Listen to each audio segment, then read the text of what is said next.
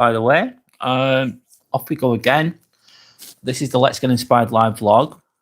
This is episode 56. I'm doing a very, very calm one today, a very chilled one today. I'm going to be doing a meditation, and I'm going to be talking about reflecting upon acceptance. That's what I'm going to be talking about today. So let me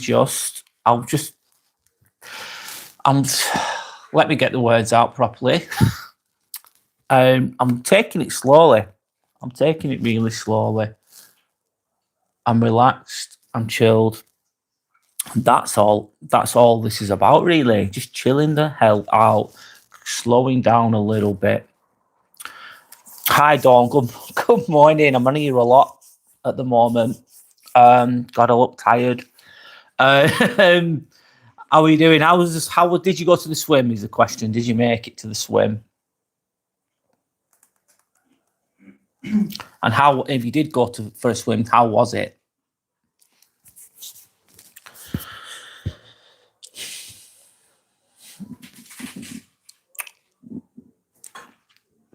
So yeah, I'm taking it. I'm in slow mode. I'm in slow mode. That's where I'm at. I'm on holiday. It's chilled. I'm going to be doing a group meditation or a meditation. I'm going to be doing the breathing with that. I'm going to be doing my breathing with that. Obviously, everyone doesn't have to do that. Of course they don't. Dawn saying, yeah, I swam this morning. It's hard because I drank a bottle of wine last night. Yeah, it's a lot harder when you drink the wine, Dawn. It really slows you down, especially as you get older. It does with me anyway. At least you turned up and you did it. Yeah, it's a lot harder when you feel, especially if it's 7 a.m, that the alcohol will probably still be in your system. Yeah, not easy, but at least you did it. You turned up. It's all about the habit, just turning up. I remember some famous person, I forgot his name, and it doesn't matter what this person's name is, he was speaking about going to the gym, and he said at one point, he just turned up and he wouldn't do anything. He'd go to the gym and he wouldn't do anything, but he kept turning up. And then eventually he just started walking on the treadmill, but he got the key thing was he got the habit, the healthy habit of turning up. And then once he got that habit instilled, and then he just went on from there. He roared yesterday, but that's you've got to have strong legs for that, strong hips, strong core for that as well. I'm assuming with regards to riding horses. I bet it's tiring. Good for you. Keep it up. Keep doing it. If that's what you want to do, of course. That's great. That's amazing. One moment. I'm going to the gym today. I've not been for a while. I really need to go to the gym. I'm just going to go to one over here in Split. That's going to be later on today. Yeah, it uses a lot of muscles riding horses. I bet it does. Strong glutes, basically. Strong glutes, strong legs, plus the rest of it. Not that I'm an expert on rice riding. Yeah, you remember you saying last night, you mentioned that. But my first therapy session as well. Well, you're on it. So you've got the swimming, you've got the riding. Obviously, you've done the riding for a long time, but that's what you love doing. And then you've got the therapy as well. That's great. Yes, that's great.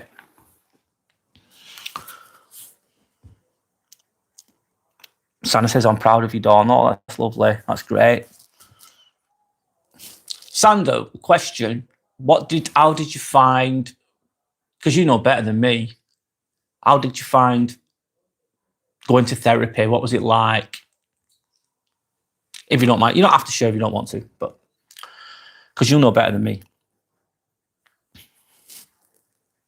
I think anyone can benefit from it though. I suppose we all need a bit of that sometimes, probably, yeah. The world would be a better place if everyone did it and applied it. The world will be a much better place, wouldn't it? If that was the case. I'm easing into this one. This is really relaxed. I'm just going to talk for a while. Then I'm going to do a meditation. I'm going to do my breathing. I'm going to talk about acceptance. These are basically, it's a little bit like Buddhist related. Not that I'm a Buddhist. If I was going to be religious, I probably would be a Buddhist, but not that I am. But I do like some of the philosophies. Some of the philosophies are there's a lot of wisdom in them, and a lot of the philosophies are very simple. And you think, oh, I know the theory of acceptance, so I'm good. And I don't think that's enough. I think we need to keep reminding ourselves about these simple things that we all know, to live a better life. And I think it's an ongoing process that you need to put time and energy into, acceptance, etc. Let's say Buddhist philosophies or whatever it is, wisdoms, doesn't matter where those wisdoms come from. I think it's a lifelong process. You need to keep reminding ourselves about these simple things. I forget. I'm going to be doing a meditation as well. Am I an expert with meditating? I'm definitely not. I've got experience with it, but I don't do it. If I'm all completely honest, I don't do it enough. I need to do it more. That's something that I need to work on myself. Again, like I said before, it's putting it into practice, I suppose. It's building them habits. And it's always really good to start small. Like, let me just read that. It's really good to start small, simple things, achievable things. It's like sometimes people will go to the gym and they're full of encouragement. They go for it and they go fucking crazy, but they've not been for years or they've never been before. It's the first time. They go all in, and then the body is it's going to ache like fuck. It's going to really hurt. And then maybe they get an injury or they get really sore, so they can't train for a week after. They can't turn up the next day. So it's good. Like, I think with Dawn, she's done swimming for 30 minutes. That's enough. That's enough to be beneficial, but it's not too much. It's easing your way in. So you can go the next day if you wanted to, or in a couple of days. A lot more achievable. It's all about building the habits, starting slow. Starting gently, listening to your body as you go along with that as well. I'm going to go with the comments for now. Don saying, I lost my confidence running for years, and once I got rid of some of crappy people, it's all falling into place. Yeah. Doesn't happen overnight sometimes. It takes a while for you to start to be able to move forwards, doesn't it? Yeah, those crappy people, they'll fucking hold you back to fuck. Big time. I've been there. And some of them aren't all bad. Let's say these crappy people, some of them aren't too.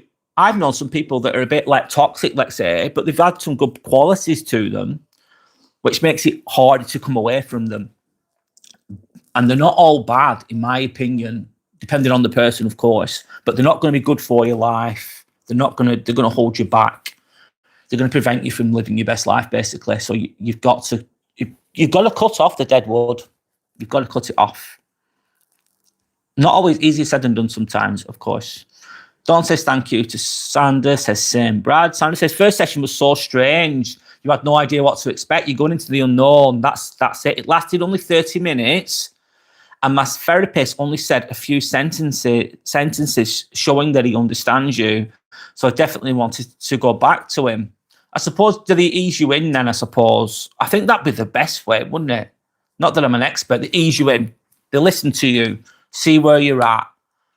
No pressure. They're not going to go dig deep straight away. I think that's too much. I think they ease you into it. And then eventually, you've got to do the hard work as well, but you're not going to get that at the beginning, nice and easy to begin with. Maybe the first few months will be nice and gentle to begin with. But I think eventually, further down the road, they do the deeper work, the harder work, let's say.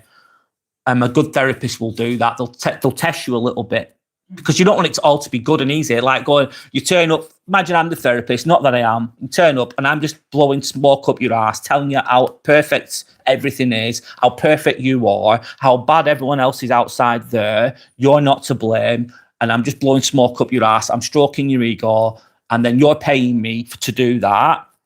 My opinion is you're going nowhere with that one. That's bad, in my opinion. It's okay to have someone to give you confidence and make you feel better about yourself. But also, if it was me, I'd want to be. No one's perfect. We all have some shit. Let's be honest. If it was me, I'd like to be told at some point where I could be doing better, what I could do, what the better responsibility for myself if it was me. And if a therapist is just blowing smoke up your ass, like I've just said, I don't think that's a good therapist overall, because there's no growth in that, is there? There's no growth in that. All right. Basically, you turn up. Oh, by the way, just letting you know, you're perfect. There's nothing wrong with you at all. You're absolutely perfect. Keep coming back to me though. I'll blow smoke up your ass. You don't want that. And I think maybe I'm wrong. Do some therapists maybe do that? That's a lazy therapist, isn't it? Not that I'm an expert on therapists, by the way, because I'm fucking not. I think it's good to be challenged at some point, within reason, done in a kind way, though, of course. And I think it can be emotionally draining as well. At times, it's going to be. If it was easy, everyone would be doing it. Most people don't do it. Most people don't do it, though. They just don't. They avoid it, don't they?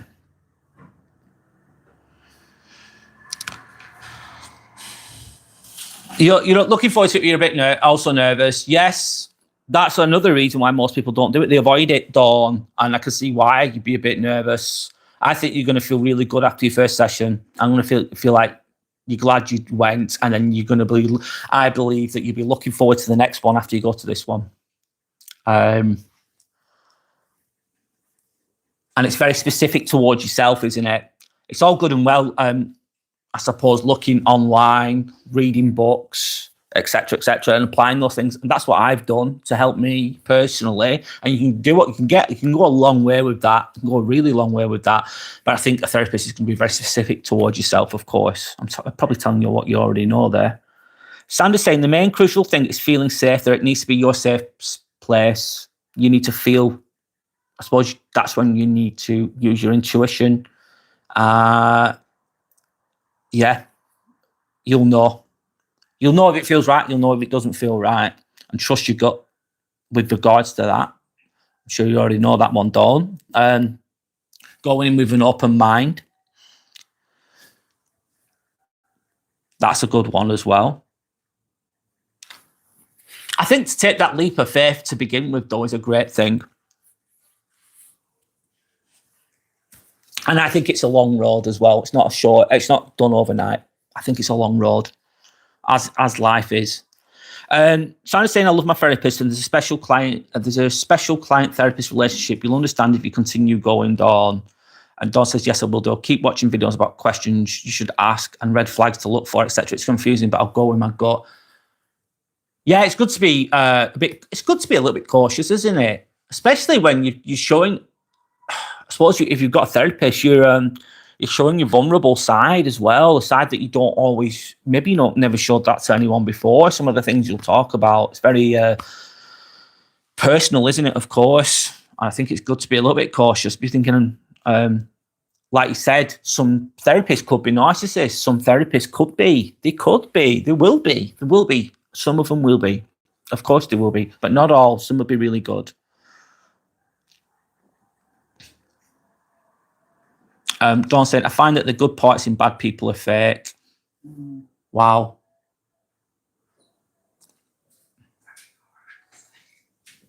Trying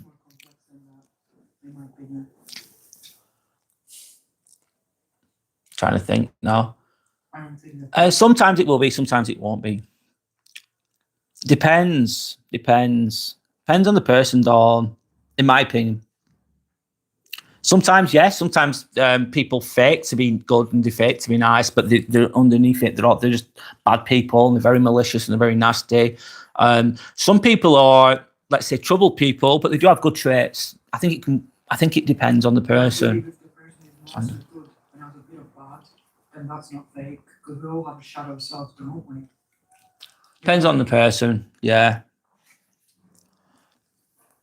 It depends on the person. In my opinion, I didn't want any input about it, believe it or not. I just dove in and that's it. You just went for it. Yeah, you just went for it. I didn't research about it. All right, you didn't research about it? No, okay. No, just dove in. Best way, in my opinion. I can understand why you wouldn't trust them, though. I think I'd be a bit guarded as well if it was me. That's just the way I am. sometimes. Dawn says, I saw a video saying they should be able to give you an idea about what's wrong with you after the first session. They could probably, like, if they're an expert, that's all they do. They're an expert. Well, they should be. Yeah, they should be able to identify at least vaguely about which avenue you need to go down next. Be able to identify that. But go with your gut, absolutely. And Dawn saying, yeah, I want feedback as well. Don't forget to tell her to be open. It's important to be open and honest, really open and honest. Sanders just said, just be open and honest. Open and honest. I think you will be anyway. By the sounds of what you've shared and stuff, I think you'll be like that anyway. Open and honest. I suppose that's the only way you can heal, isn't it? You've got to be open and honest. Truth will set you free, as I say all the time. Let me just click on this one moment.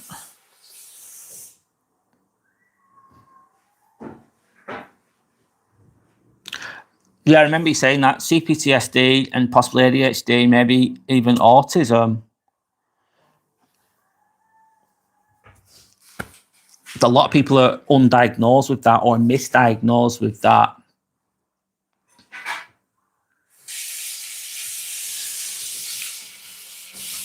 I think we all, the mind is so complex. We all think differently, don't we? We all have strengths and weaknesses. We all have ways that we learn, etc., etc.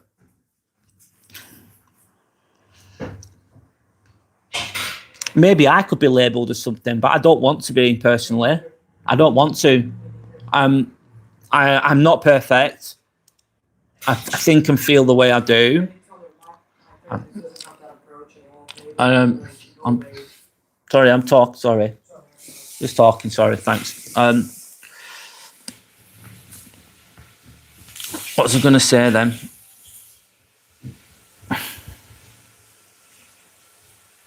I forgot what I was going to say. Yeah, personally, I don't. What was I going to say then? I don't want to be labelled personally, and that's not avoiding it. I suppose I just don't want to be. I'm in this box. I'm a human, obviously human. I'm complex. People are fucking complex. Humans are complex. I don't want to be put in a fucking box personally. Maybe I could be if I went down that road. But I know what it's good to, if you know yourself, if you truly know yourself, I know what my weaknesses are. If you're honest with yourself, you'll know what your weaknesses are, what your strengths are, and you can work through it yourself. That's my way of doing it. It doesn't mean my way is the best way. It just works for me personally. Everybody's different. I suppose though, if you looked at, like, oh, let's say you think, oh, I might have ADHD, then you look at the traits that can help you understand yourself, though. It's like a tool in a way, I suppose. It can be used in that way as well. So I'm just getting my thoughts out there, not saying that I'm completely right.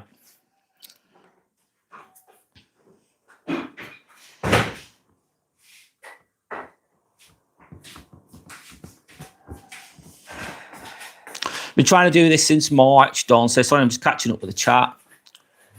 It's really good that you're doing it. It's amazing.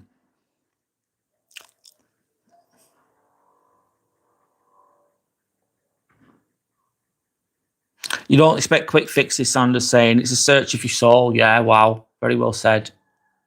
It's very true. Yeah, very well said.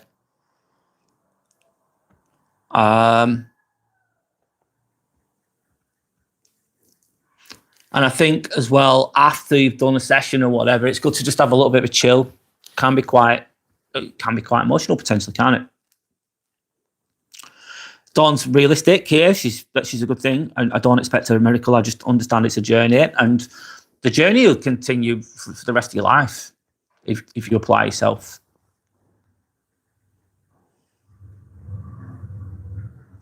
We're trying to say we all saying that, Dawn. We're all so different. Yeah, we are. We all have got a different story. Not one size fucking fits all. I hate it when people go, this is the way. This is the only way to do this. And I hate it when people do that. Thinking, fuck you. When people go, oh, you've got to do this. You've got to do it this way. It worked for me, so it's perfect. You've got to do it the same way as me. And I think that's like, me personally, I think that's wrong to impose that on others. There's not one size fits all. Everybody's fucking different. Let people approach things their own way in their own time. In my opinion, with regards to a lot of things. Shouldn't force your ideals on other people is what I'm trying to say. I think that's potentially very, you might be coming from a good place. Some people might be coming from a good place with regards to that, but I don't think you should do that. I think that's too much. Let people do things their own way at their own pace. It's not a race either. It's not a fucking race. You're racing against yourself, basically.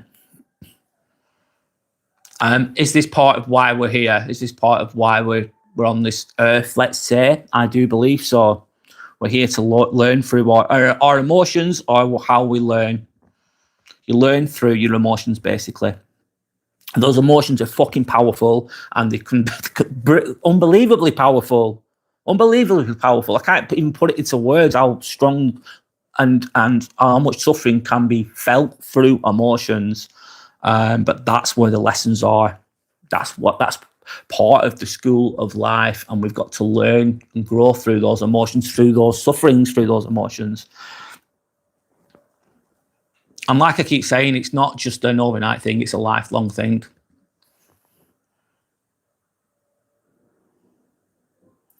Enjoy the journey, absolutely. Enjoy the journey. Don't say you sound like you've been in England forever, Sandra. She's been there since 2000. She's lived there since 2018, but she's visited here a lot of times as well. Since I was 4. You've spoken it since you were 4. Yeah.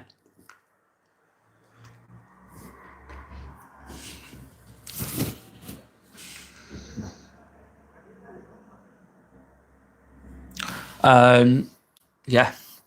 Sorry. Don saying, I read that I should ask what point do they have to break confidentiality? That's a big thing, isn't it? Confidentiality with regards to a therapist, huge fucking thing. I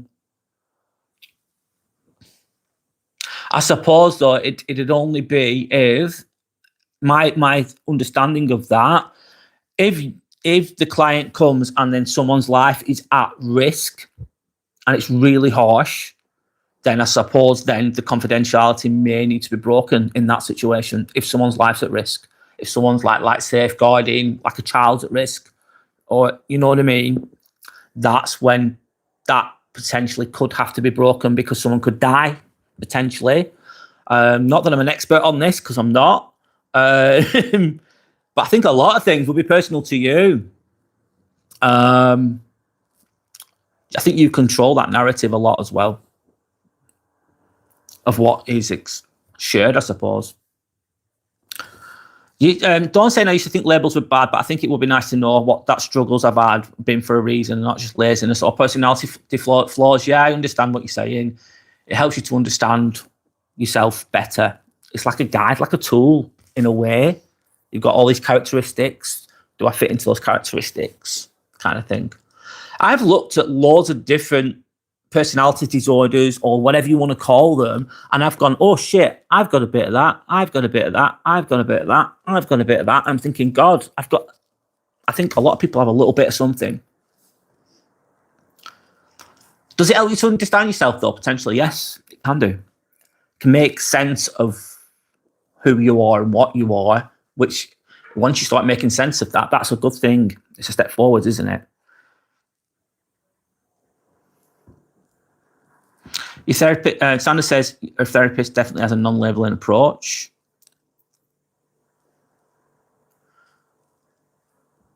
Dawn saying, this one says on the website that she's trauma, autism, and ADHD informed. Yes, I think you've chose a good one there.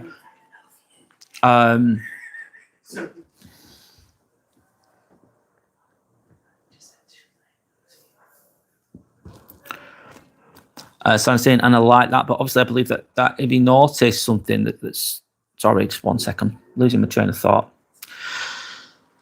Let me go back. This one says on the website that she's trauma, autism, and ADHD informed. Sounds like she's experienced then. Helps if they're. I think it helps with a therapist is a little bit older as well, in the 50s or whatever. If it's like a 20-year-old, I'm thinking no, too young. They might be really have a lot of potential as a 20-year-old that's a therapist, for example, but I think that's fucking too young, in my opinion. Lack of life experience. I think I'd rather have someone who's in like their later 40s or 50s. Not saying that everyone in the 50s is wise, because they're fucking not, are they? But a therapist that's got true wisdom, and what makes a therapist even better is someone who's gone through the shit. That's when you've got the true wisdom, because they've been through the shit. So they understand it better. Do you think they have to go through the shit too? They don't have to go through the shit, but I think it could help. Yeah, I know. Yeah, there are experts on it. Yeah. And I like that, but obviously I believe that if you notice something that this that really needs labelling, you'd point it out. Very true. Dawn says. Santa says, Dawn, yeah, she will be. They need those skills for sure. Yeah. And I'm just trying to give my opinion on what a good therapist will be. Someone who probably actually gives a shit. You want someone who actually cares about what they're doing, they're passionate about what they're doing. Because if they care and they're passionate, that means that they're going to do their best to help you. In my opinion, they're good signs as well. And I once heard someone say a long time ago, I forgot who said this. He said once he had a client, this guy, I forgot his name, it's called Paul something. He's like a psychotherapist. And I heard him say, he said, sometimes I get some clients and they go, why is it so bloody expensive for me to come to you? You're only giving me an hour of your time and you're charging so much. And he said, it's took me years and years of study, years and years of work to get to where I am, to become this person, this good, really good, high-level therapist. It took a lot of hard work, a lot of research, a lot of suffering for me to get to that point. And therefore, that's why I charge what I charge. And obviously, a lot of them, they'll do a session with you for an hour or whatever. And thinking about it, if it's £60 an hour, like Dawn said yesterday, which might be a lot of money for some people, but that person's got to, obviously, they're going to pay tax on it. Then how many clients are you going to have in a day? How emotionally draining is it going to be for a therapist? It's going to be emotionally draining. I think it would be for me, because they're going to be absorbing some of that energy, aren't they? Especially when it's heavy. Especially when it's heavy, yeah. Especially when it's heavy. So they charge what they charge, man. And there's only so many hours you could do that for a day, in my opinion, anyway. I feel that way about diet, though. I don't believe some people are herbivores. Don't believe some people are herbivores. Yeah, I get what you're saying. Sandra's saying, Dawn, you might be right. We all have guts, different guts and physiology. The gut is the second brain, isn't it? Kind of springs to mind. I believe everything is lessons or blessings. So if I'm not loving something, I look for the lesson, and it served me well. Yeah, a blessing or a lesson. Sometimes the hardest things are the best things in a way for us, even though they don't feel like it.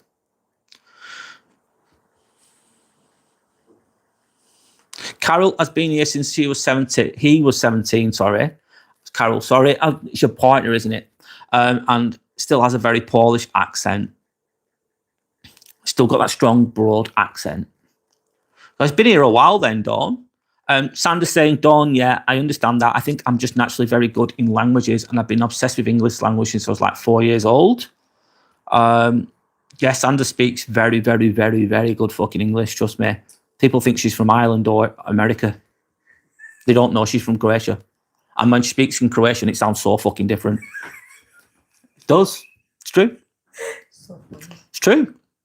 Have you heard it? If you hear her speak, it's speaks very well. Very, very well. Speaks better than English and some English people, let's say that. Dawn saying, I've heard people mentioning suicidal thoughts in the past and getting locked up. Yeah, because they didn't know what to do with it, Dawn. Sandra's saying, I definitely don't have your average Eastern European accent. No, you don't. Dawn saying that Sandra is brilliant. Your English sounds perfect. Yeah, be good art interpreter. Be a great interpreter. Really good. Be perfect, easy. Just walk into it.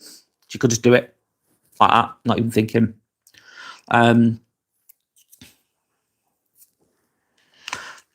Sandra's saying, oh, that's very kind of you to say, Dawn. I do try. Brad can be the judge, I suppose.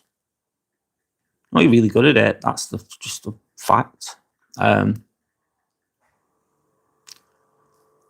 saying, yeah, I think she's around that age. Around the 40 to 50 mark. I think that's a good age for that. You need to have life experience, yeah, to do that kind of work, to do that kind of job.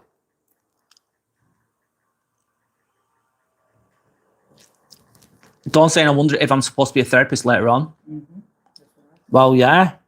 If you've been through the shit, you've worked through the shit, and then you've studied and you've applied that knowledge, and you're a bit older and wiser, then yes, that would be a lot of...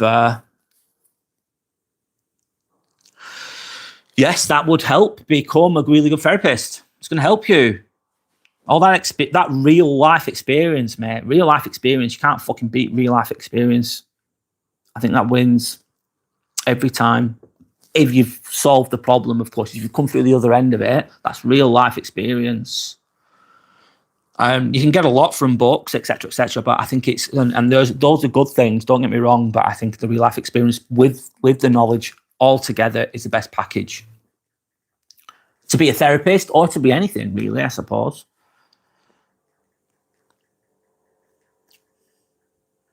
You could be, if you wanted to be. You'll ask her why she got into this line of work. Yeah, that's one of the questions I'd be asking. Sandra's saying it's one of the best things she's done for herself. Dawn, yeah. Sandra's been very consistent with it. She's been going at least once a month, at least. But you, on average, maybe once every 3 weeks, once every 2 weeks sometimes for the last maybe 3 or 4 years. And it's paid off. Dawn says that's amazing. I was going with the chat now, guys. I'm just going with the flow. Anyway, one moment. I need my black coffee, man. I'm fasting today. I look tired, don't I? Oh well. One moment. Sarah's saying, Dawn, you might discover that about yourself. Healing isn't linear. I'm around my family right now, Dawn, and I still get expectations, but I recognize it so much faster now. Yeah. You know the patterns. Become better at dealing with it. I suppose the problems are the same, but you become stronger, don't you? You become better, more well-rounded. You become more healed. You become more stronger. And they're still displaying the same shit, but you deal with it better. So the problem's not got easier. The problem's not got harder. It's the same. Let's say it's really hard, but you've just become so strong that it's become easier for you to deal with. Less bothered by it.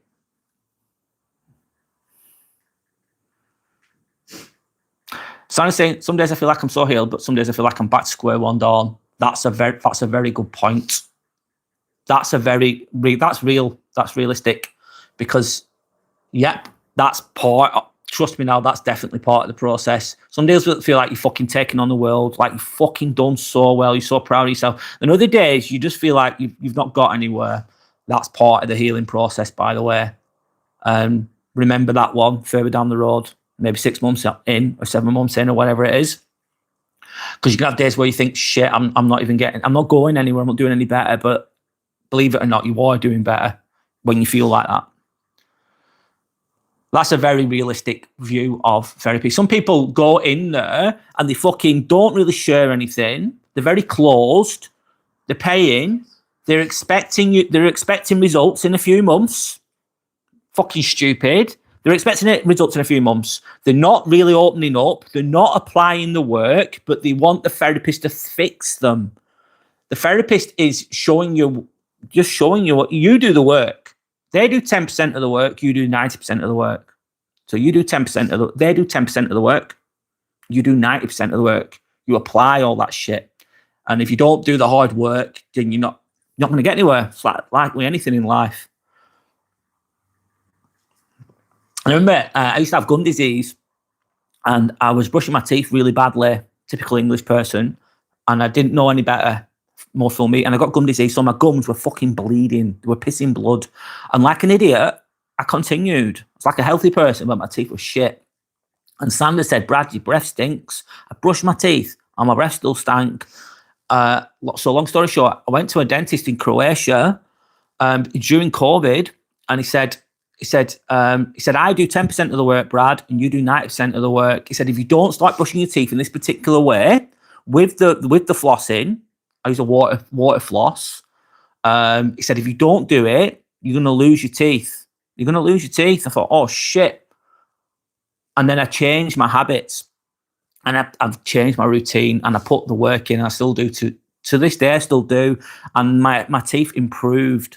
They improved. He said the gum disease isn't going to go away 100%, though. You've got to maintain it. You've got to keep it at bay. You've got to keep up with that routine of brushing your teeth thoroughly. The electric toothbrush, both top, bottom, and on the inside as well. Water pick, which is tooth floss, but use warm water because I've got sensitive teeth. And the gum disease went away. So my gums were receding, basically. They were all inflamed, hence loads of blood coming out. They used to piss loads of blood out every time. And it stank. It was horrible. Sorry, I'm going on about my teeth there, which is changing topic. But the point is, I did 90% of the work. The dentist did 10%. Go to the therapist, he's doing 10%. You're doing 90%. You've got to do the work. You've got to turn up. Yeah, you've got to do the work. And some people go to therapy and they think, oh, he's going to fix me. I'm just going to have a nice little conversation. I'm not going to tell him I'm not going to be an open book. I'm just going to tell him a little bit of shit. Then I'm not going to do anything about it. That's a responsibility lies on the person then, in my opinion. Yeah. A good therapist will call you on it. They'll go, you're not doing what you're meant to do. They'll ask you why you're here, what are you here for? Yeah. Sandra said, they'll ask you why you're here, what you're here for, if you're not applying the work. Sorry, I'm going on a little bit there, but I like it. My favorite topic. You can talk if you want to. No, there. I'll give you a microphone. I don't know what to say. You don't have to. I'm putting you on the spot there. Maybe another day. Another day. Sorry, there's no pressure. I'm just offering it. Dawn saying, yeah, that must be hard, Sandra. Often children of nights revert back to being a child in their presence and take on the old roles. Yeah, fit into the old molds. I think I've done that to an extent. Maybe I still do that to an extent, if I'm honest with myself, Dawn. Sandra saying, Dawn, yes, and there's always that need and desire to be loved the right way. So I allow myself to be that kid in my old bedroom, but I know what to expect and exactly what the knocks are. Yep. Dawn saying, I grieved my parents years ago when I first noticed the crazy. You grieving the idea of them potentially. Yeah. My live, this live has just been really good. Thank you for contributing, by the way. I will do the meditation later, man. I'm just going with the flow for now. I'm not putting any pressure on anything. Sandra saying, I found my old toys, Dawn. It's so cute. I love little Sandra now, and that's who I do it all for. LOL. Sorry for oversharing. You're not oversharing, Sandra. Don't worry. Yeah, it's loving your inner child. That's a big part of it. That's a big part of it. Yeah, inner child. Good point. Yeah. Because that's the part you obviously trauma comes from childhood. So it's loving your inner child. I'm not explaining that very well. There's more to it than that. Sandra's saying, Dawn, yeah, you were. I think by the sounds of it, Dawn, you've got a lot of knowledge and a lot of wisdom already. So if I was a therapist, I think it'd be good to work with someone like yourself because you're already doing a lot of the work. You're open, so that's great, man. You've got the oomph. Let's say the energy, the desire, the drive, the want to achieve those goals. So you're going to be top to work with. The therapist will be lucky to have someone like you to work with, because they're going to find it very rewarding to work with you. Sandra was not exactly the same, but similar in that way. Sandra had already done, before she went in, she had done a lot of research. She'd done a lot of the work, if you know what I mean. She applied a lot of things before she even went in there, so she was good to work with. So therefore rewarding for the therapist to work with. Basically, you're going to get results. Dawn saying, "Oh my God, that's beautiful. I absolutely hated baby Dawn, and now I want to pick her up and look after her." That's the one. That's the one, Dawn. Amazing. So I'm just going to drink this black coffee. Fasting today because I've been eating a lot of food. Been a greedy bastard, and I'm just drinking some coffee. One moment.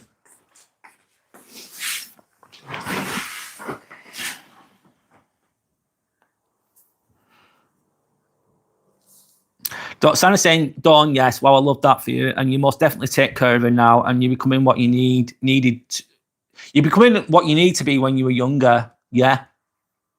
It's almost like you're reparenting yourself to an extent. It's basically you're stopping the trauma, right? Yeah. And a lot of that's, what's it called? Historical trauma from generational trauma, should I say? Generational trauma. Passing on one to the other, and you're the person that's, do you know what? I'm ending this shit now. I'm not passing this to anyone. I'm going to deal with this trauma. I'm not passing it on to anyone else. I'm going to deal with it. It stops with me. That type of thing. Sandra saying, Dawn, you are wonderful. And Dawn sending love and respect back to Sandra. Hi, Josh. How are you? I've not seen you for a while. How are you doing? Hope you're okay, by the way. Dawn saying, I'm going to bring up carnivore again, sorry. Okay, no, don't be sorry. Don't be sorry. A lot of carnivore people don't use toothpaste or deodorant and barely use soap at all. The bad smells, etc., come from the plant toxins.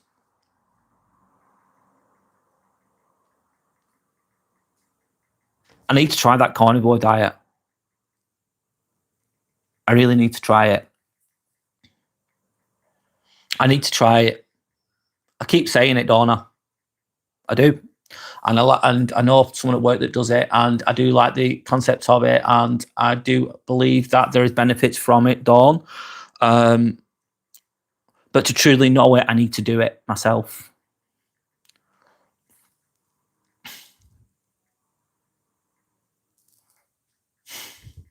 I will do it at some point.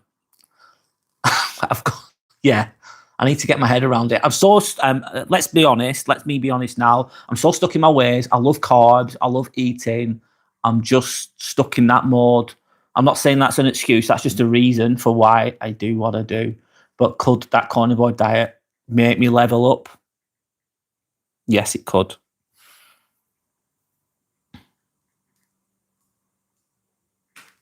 Someone's saying, don't know how do they protect their teeth from cavities, etc. Dawn saying dogs stink if they are fed kibble, but on a raw food diet with no plans, they don't smell at all. Wow. Yeah, we need to apply it. We need to change our shopping habits. Can you have, Dawn, yes. Please can you tell me, if you're on that carnivore diet, what can you have? Let me know, what can you have? And what you're on the carnivore diet, what do you eat during the day? What are you going to eat? Let me know, please, so I can understand it a little bit better. Josh is saying hello to Sander. I think I remember you, Josh. I remember you being at your grandparents or something, and you were driving back, and you were telling me about what you were doing in college or university or something. Sorry if I don't remember specifically. It's been a while, hasn't it? About a month or so since I last spoke to you, maybe a bit longer. I hope that you're okay, Josh. Dawn saying sugar causes bacteria that causes cavities. 1000%. So without the sugar, there's no bacteria. Wow. Dawn saying thank you, Brad. No worries. No, that's just how it is. Don't thank me. It's all right. It's just how it is, Dawn. With regards to your approach to therapy, how it's going to work out. Yep, it just is. You'll nail it, basically. Dawn's saying, some things I noticed after going carnivores, my skin got really soft and moisturised. My teeth felt smooth and clean all day, and aches and pains disappeared. Wow. I need to fucking do it.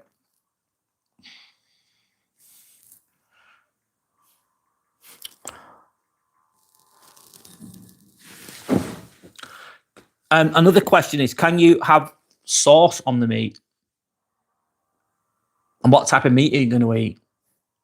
Can you have eggs? I love eggs. Is it? And another question, Don, is it costing you more money or less money? I'm asking a lot of questions here, aren't I?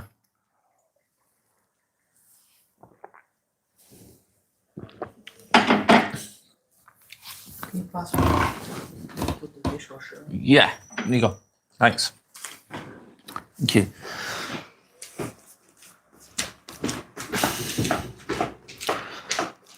Sandra's saying, how are you, Josh? And Sandra's saying that makes sense. Yes, it does, towards Dawn. Sandra's saying that her brother went to carnivore for ages as well. I know someone that I work with who's done it as well. Josh is saying, I'm okay, Sandra B. What about you?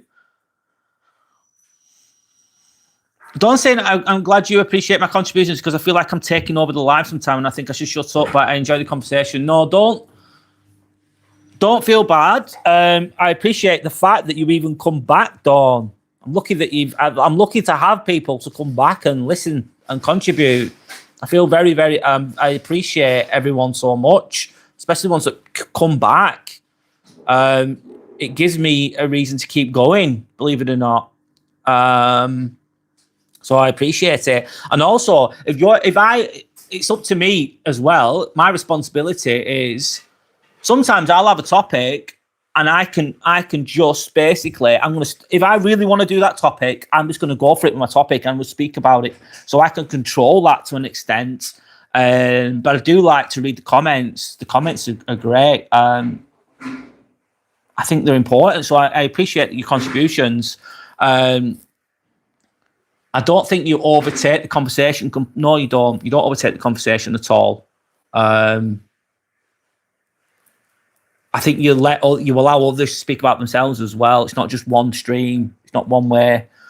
So please don't feel bad. Don't feel bad. And like I said, if I've got my topic and I want to just bang it out, I want to share it. I'm just gonna concentrate on what I'm saying, and then I'll go back to the comments. So it's fine. Sorry, I'm repeating myself here, but don't feel bad. Long story short, don't feel bad. Sandra's saying, I think you contribute to the live, Dawn. You most definitely aren't always the loudest. No, I say things too. Absolutely. That's what we are here for. Yes. The amount of times I cried reading stuff, LOL. Dawn saying carnivore feels like the secret to life and I want to share it. It's like, yeah, you found something really good and you want to share it. I've done that kind of thing myself in the past. I've given away a lot of books in the past as well to people. I've read a book and thought, wow, that's fucking amazing, and I've given it to people because I want to share it. I want them to benefit from it. I'm coming from a good place, which is a good thing. So don't say most people do. Boy, what's BBBE? Fucking forgive me, I don't know what that means, Dawn. Beef, bacon. All right, sorry.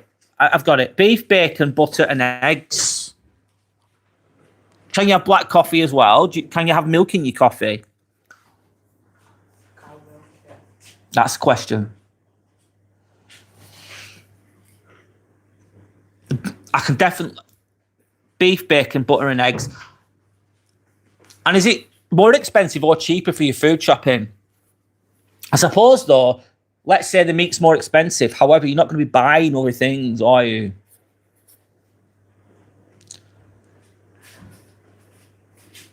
Sandra says it sounds yummy. I agree. You're not having the bread though, of course not.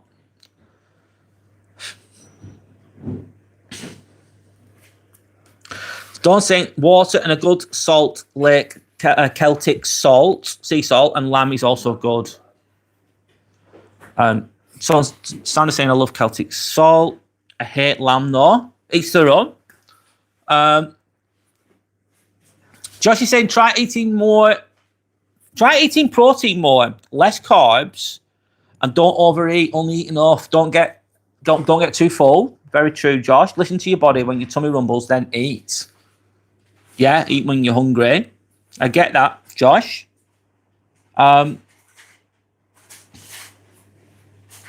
Sanders saying that, Josh, that sounds achievable.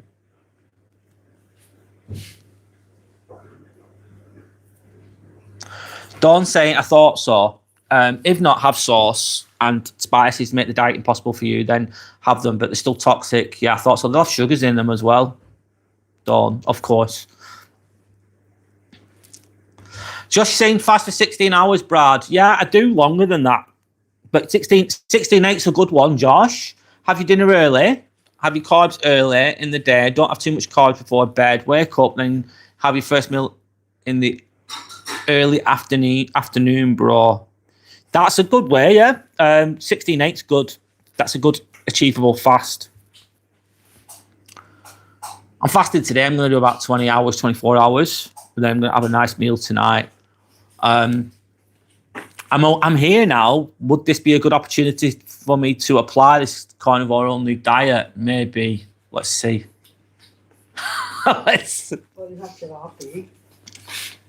It's got to have something like that. Don't saying some people still have coffee, but you can make it with double cream. Make sure it's real cream, not Elmley, is it? Oh, yeah, I know that brand. Or blend butter into your coffee. It's known as bulletproof coffee. Yeah, I've heard of that, bulletproof coffee. Elmley is shit. Don't say it definitely works out cheaper because you usually eat once, maybe twice per day instead of snacking.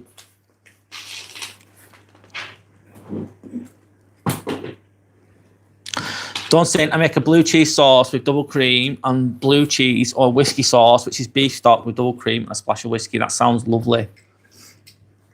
That sounds great. Right, one sec. Drink of water. I'm charging my phone. Okay, guys. So, you okay? Yeah. Oh, one sec.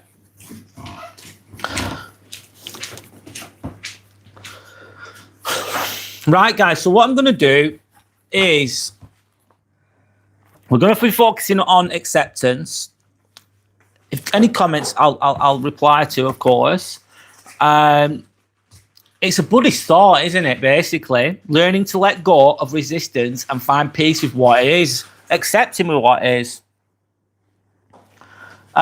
Don't say beware. There's an adjustment phase when swapping from burning carbs to burning ketones can either get constipation or even extreme and smelly breath until you adjust.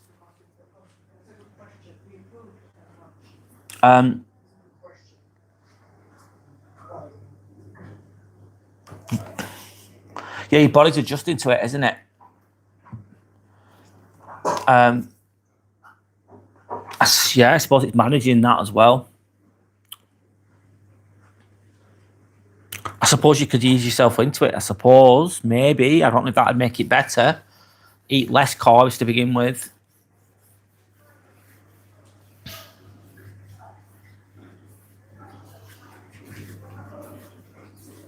I believe it's achievable, though, of course. Of course. Right. One moment. Let me think. So I'm going to speak about acceptance. Accepting what is. It doesn't mean that you're... Sometimes you're in a situation and it's tough shit and you're very angry at the situation. You're upset about the situation, but you can't change this fucking situation. You can't change other people's opinions. You can't change the way other people are going to behave or act. Try to get the words out. Therefore, that's when acceptance can be good. So I'm going to talk about Impermanence. So everything changes. Acceptance is how we move gracefully through it. The only thing that's constant in life is change. So the only thing that's constant in life is change. And things are changing all the fucking time. Sometimes it doesn't feel like it is, but if you look back at your life, you think, shit, I used to be here. Life used to be like that, and it's going to change, especially in today's world, especially with AI and whatever else. Things are rapidly changing even faster than ever. And it's accepting that and going with the flow. It's going to make it easier. Accepting doesn't mean that you're bending over to it, basically. Doesn't mean that you're... I'm trying to get the words out, man. It's just accepting things is just going to make you feel better about a situation. You either change something or you accept it. You can't fight something. You get angry, really upset. It's not going to do you any good sometimes. You accept things as they are, and it helps you to navigate those situations a lot better, in my opinion. I'll go back to Dawn. Dawn saying ketones make your breath smell until your body learns to use them as energy. Yeah, the brain loves ketones, doesn't it? They love that energy, the ketone energy, rather than glucose. Then one day you wake up full of energy and loving life. Who doesn't want to feel full of it, like they've got loads of energy and loving life? A nice feeling, a great feeling. Just saying how you seem to know Dawn. Yes, I think Dawn lives it. Josh, she has that carnivore-only diet, so she does know, yes. Dawn saying that she's had all the above. So if you're not changing it, you're choosing it, yeah? If you're not changing it, you're choosing it. Absolutely. Absolutely. So then I move on. So non-attachment. The more we cling, the more we suffer. Acceptance softens that grip. So you're clinging on what used to be, clinging on to the past. You're not letting go of it, but it's fucking gone. But you're still clinging on to it. Sometimes you've got to loosen your grip and let it go. Doesn't apply to everything, this, by the way, but it helps with some situations. Mindfulness, being aware of what's happening now without judgment, being neutral. That's basically raising your vibrational from 3D to 5D. I need to do a video on that. That's what I'm working on right now. It's being less bothered by this three-dimensional, low vibrational, toxic bullshit, this materialistic kind of things that we have in the world. Always wanting more, etc.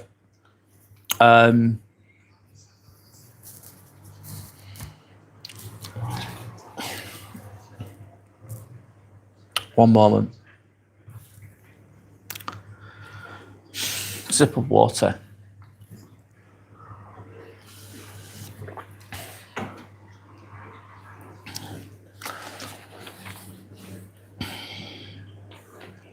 Sorry, I'm just trying. I'll start talking in a moment. One moment. Being aware of what's happening now without judgment, being neutral to things. I'm trying to work on that myself because it's hard out there. As I've said before, a lot of people have they have a lot of issues. They're very ego-driven. They can be very toxic. They're around the world. It feels like there's too many of those types of people sometimes. It's very difficult to navigate through that. And I want to become aware from it, become neutral to it. Don't be annoyed by it. Rise above it. That's what I'm trying to do in my life. Easier said than done. So I'm lost my train of thought, but that's fine. It's all good. It's all good.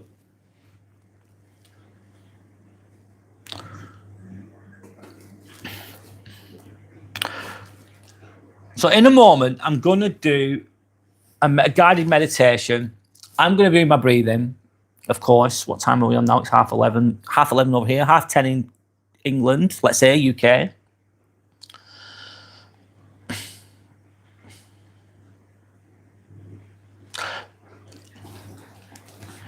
So I'm going to be focusing on the breath. I'm going to be focused. I'm not an expert at meditating. I need to do it more. That's why I'm doing it today. I need to do it more. I've got the time to do it, which is great.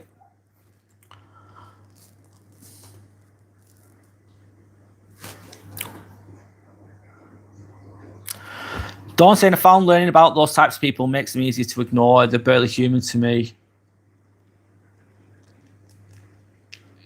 Yeah, you disengage, don't you? You don't get sucked in, especially if they're not your family or whatever.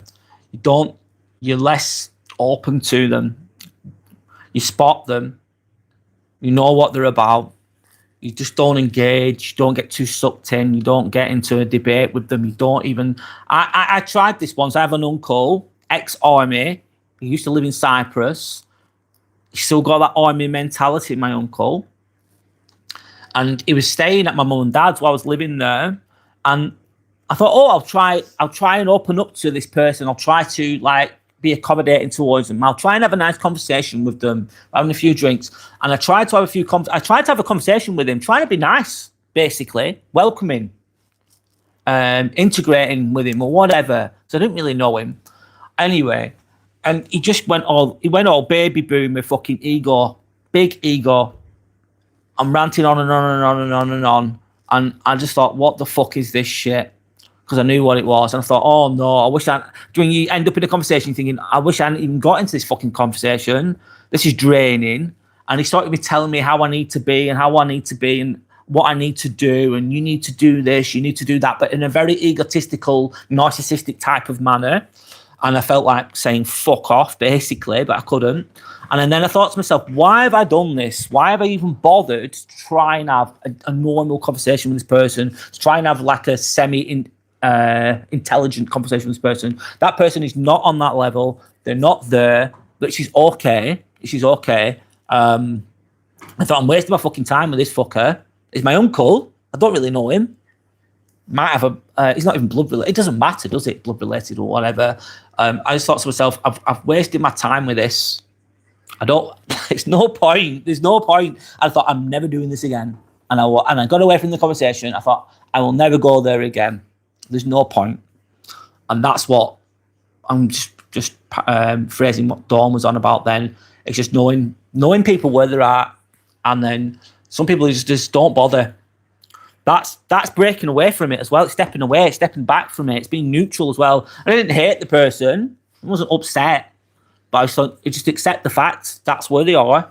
Accept the fact that's where they're at. That's their perception. That's their frequency. That's their level.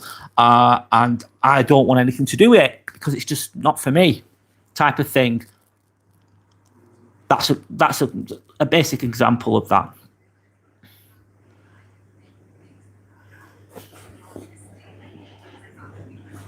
I still fail occasionally, Dawn saying, as some or less obvious, but I'm much better than I was. I still fail occasionally, Dawn. That's normal. That's realistic. Often if you're with someone that makes you feel like you have to explain yourself, that's a red flag. Yeah. Someone who's going to make you feel a bit guilty about what you're doing, even if you don't need to feel guilty about it. Dawn saying that's a good example, Brad. Yeah. Thanks. Yeah.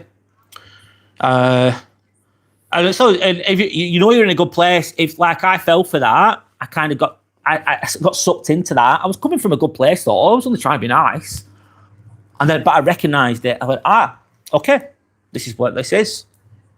I've made a little bit of a mistake there, but I was coming from a good place, so I shouldn't be too hard on myself. But I'm going to disengage, and that's what I've done.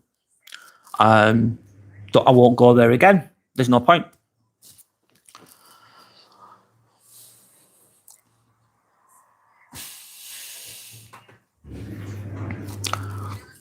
Okay, let's move on a little bit. So, I'm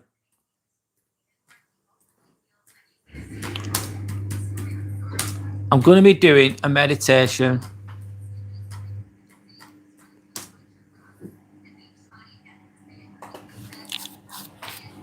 Just got to choose one.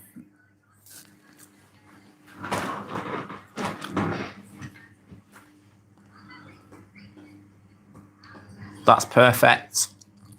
There we go. Right, so I'm going to be doing a meditation, kind of a guided meditation. Sorry, it's not perfect, this, because I need to become better at this, if I'm honest. I need to do it more often. I think it helps you to accept situations that you're in. It helps you to refocus, helps you to switch the mind off, helps you to feel calmer, less stressed, let's say. I'm going to be doing my breathing as well, but you don't have to. I'll go back to the comments later on. Let me just go to the comments first before I do that. Dawn saying, I said, hey, how are you, to someone yesterday, and I got a massive dialogue about all the illnesses and all the struggles, and I was like, what the fuck, I'm out of here. Yeah, that would be a massive trauma dump, wouldn't it? That would be a massive trauma dump. Yes, potentially. You could. And some people do that all the time, and they'll never even ask you about yourself. I remember my ex years ago, long time ago, she talked about herself all the time.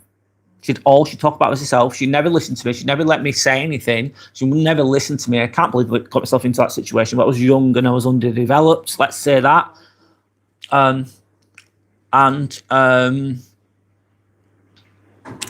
she'd never asked me about myself ever, never, not once. Didn't give a fuck. Didn't give a fuck. So yeah, not good.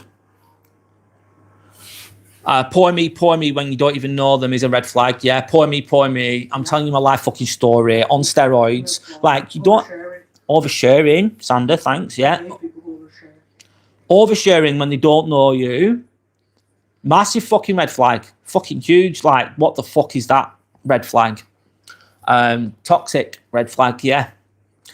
And then all they'll do is they'll go, right, okay, next person, and they'll do the same story over and over and over and over and over and over again all day, every day. That's fucked. And it's different if someone's sharing their experience. If someone's genuinely upset and they're just spilling something out, and that's different in my opinion. But you get to know the types. Some people, they won't want a solution. They just want to poor me. Basically, an emotionally manipulative person. That's what that is. That is exactly what that is.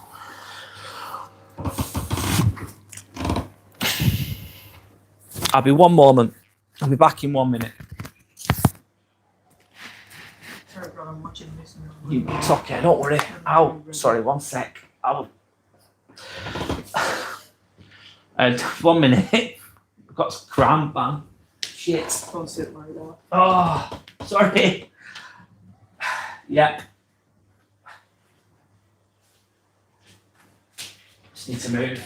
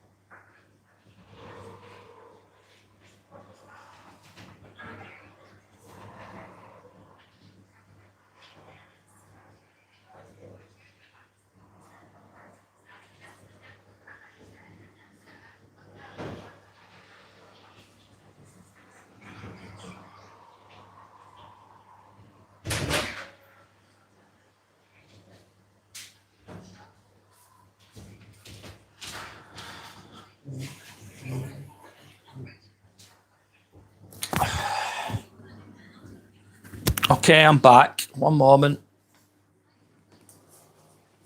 Let's just readjust.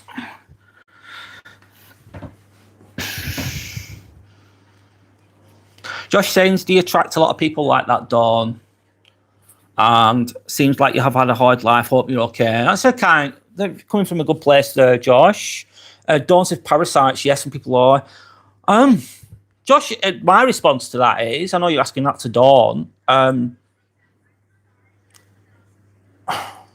think there's a lot of people like that in society.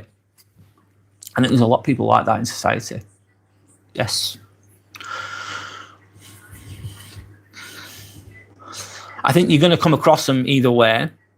Could you potentially attract them more than others? Potentially you could do, consciously or unconsciously. Depends on where you're at yourself, I suppose. There could be some truth in that, maybe. Don't say, yeah, I'm getting better now. But they flocked to me because I was a people pleaser with no confidence or boundaries. Dawn, you just there. Yeah, I can relate to that fucker. Big time. Me? Probably Sander would be in that as well. You're a people pleaser. Being a people pleaser with no confidence or boundaries, you're going to attract toxic people in that situation. Yeah. Have I done it? Yeah. Fucking big time. Massively. Thankfully, I've come away. I've oh God, I've batted them off. I still have to bat them off sometimes. Like, fuck you, go away from me. Invisible sword, yeah, invisible sword. Like, fuck you, you're not doing this to me anymore. Don't even. They still try though when they don't know me, they underestimate me, and then when I set the boundaries, they'll probably see me as the bad guy. I'm not liked by some people. I'm not liked by some people because I've set in boundaries. But those people just want to use me. They want to put me down. They want to put me down to make themselves feel better. But they're not. No, but that's what they want from me, and they'll like you. They'll like what they can get from you in that situation. But when you put boundaries in place, you call them out on the shit, and you reflect all their shit back onto them. They don't fucking like it, and they won't like you. And as the book says, have the courage to be disliked. Have the courage to be disliked. I love that title. I've read that book. It's okay. It's not a bad. It's Adlerian psychology. Adlerian psychology. Adler was a German psychologist, which is related to that book, by the way. The Courage to be Disliked. It's a good book. It's not a great book, but I love the title. The Courage to be Disliked. That's when you're setting boundaries.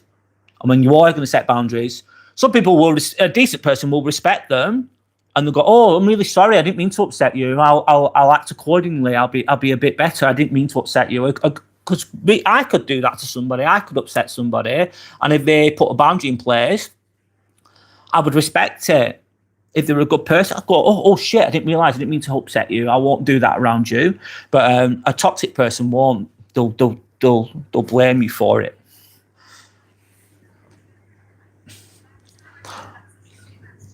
Basically, talking about becoming a super empath, and Norks fucking hate it. They stay away from me. They won't feel comfortable around me. But at the beginning, they might think, oh, I've got an energy source there. I've got something to feed off. But then when they get to know me, they go, oh shit. They're reflecting everything back on me. They're making me look at myself. This feels really uncomfortable. And then they go to not liking me, and then they fuck off. Basically, they fuck off.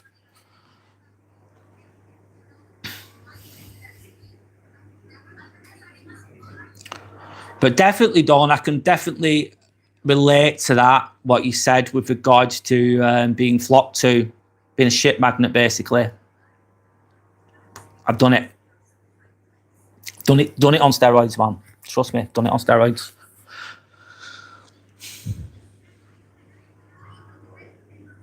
We can all relate, Dawn, as well. And I was thinking as well, God, I'm thinking out loud, obviously. I've been interested in all these types of things for a long, long time, into psychology, into spirituality. I've been really drawn to those things naturally. Even from like being 19, 20, I was drawn to that type of thing. But I never really spoke about it with anybody in depth because there was no one around me to do that. That's why I like doing this. I love doing this. I didn't have anyone. No one could I couldn't relate to anyone. I couldn't really explain about these things that I'd learned, the things that I was interested in. I could have no one to share them with, nothing to fucking know. It's really difficult. For most of my life, that's been like that case with most people as well. That's why this I suppose this community or whatever is good for that. It's going to attract those types of people, which is great. It's something that I'm genuinely interested in as well. I'm still learning as I go along, as we all are. Just say people don't respect boundaries these days. What? Don't, Josh? No, mate. They just don't. They come back, yeah. They come back. You tell them again and again. You tell them again and again, and they keep coming back. But sometimes if you tell them well enough, they'll go, I ain't going there again. I don't like that. Yeah. If your boundaries are so strong, they're going to think, fucking hell, I'm burnt. That person's just burnt the fuck out of me. I'm cooked. I ain't going back there. That's painful. They'll go somewhere else. They'll stay the fuck away from you.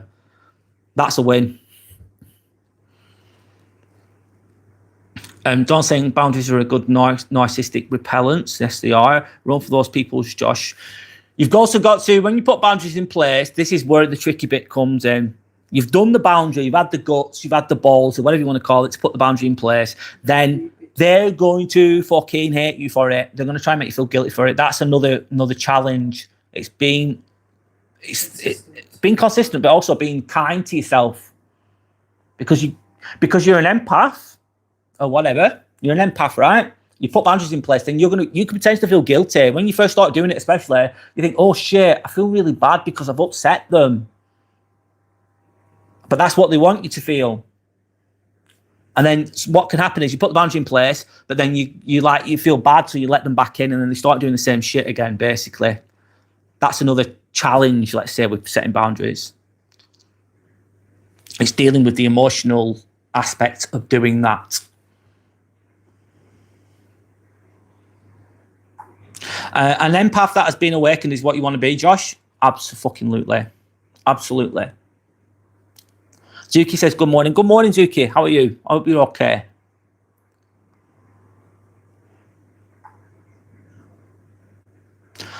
Josh is asking, what cycle did you run, bro? LOL. What do you mean, what cycle? I don't know what you mean. Sorry, Josh. I don't know what you mean. Please elaborate. Don't say morning. Get the words out, Brad. Don't say morning to Zuki. Don't say. I think when we learn and evolve, we attract the kind of people we can share deeper stuff with. Yes.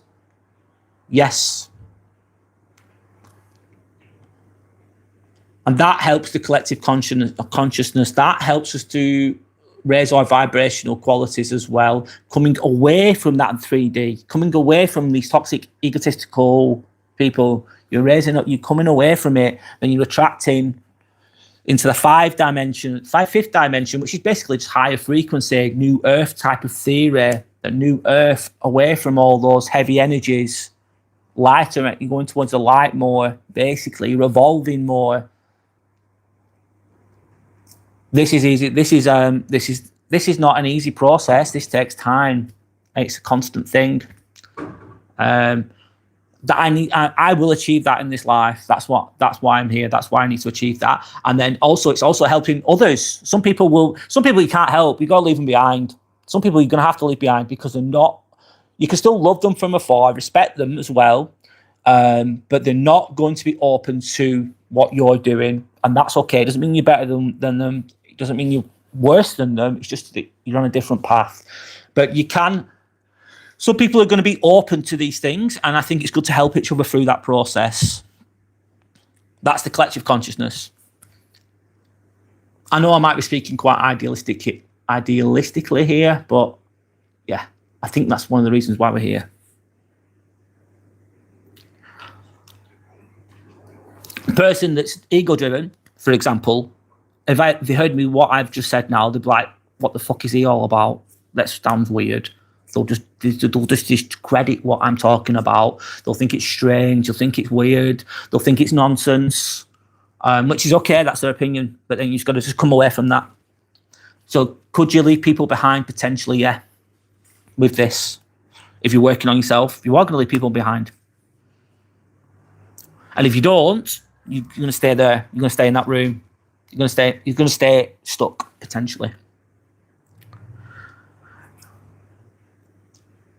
Don't say the superficial ones disappear. Yeah, they do. Yes, always. Don't saying yes. You have to follow through and just remove yourself when you're disrespected. And sometimes that can be done physically, ideally physically. I'm just fucking getting out of there. That's great. Done. Sometimes you've got to do it mentally though as well. That's where meditation can come help, and that's where acceptance can help, in my opinion. Don't say I've left so many people in the last few years. So have I, Dawn. Yeah. Not the last few years. Mine was quite a while ago now. Yeah. They don't know me anymore. I'm a different person. I was back to what I was back then anyway as well. Sorry, I'm going to get on with meditation. My meditation is basically, it's about acceptance. I'm just going to put some meditation music on. I'm going to do my breathing. Sorry, it's taking me a while to get there. Join me if you want to, or don't join me. I'm going to be doing my Wim Hof breathing. But the meditation is just calm music, basically. The breathing that I'm going to be doing is 30 breaths in, then I'm going to hold it for as long as I can, and then I'm going to keep repeating that process. But I'm meditating at the same time. So join me if you want, or don't join me. That's up to you. And that's it, really. So acceptance is not resignation. It is the art of embracing life as it is. It's becoming more neutral, becoming calmer about a situation, let's say. So I'm going to crack on.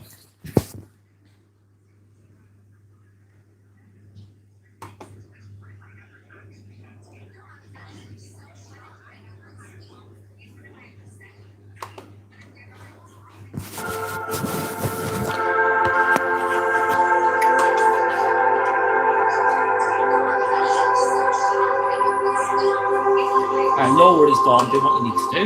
Enjoy your day. Live your life. Thanks for joining us today. I'm going to start my meditation now. I know what it's done, do what you need to do. Sorry. I'm doing a good job here.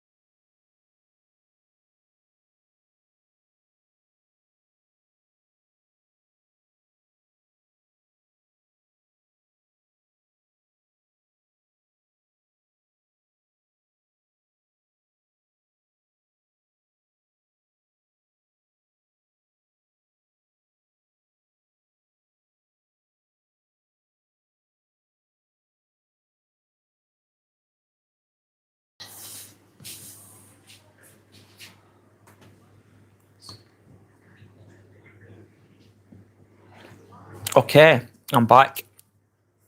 I have to say 3 rounds of breathing there. A little bit of a meditation then. I'll take that away. Have a little relax. Let's say that. Let's go back to the live here.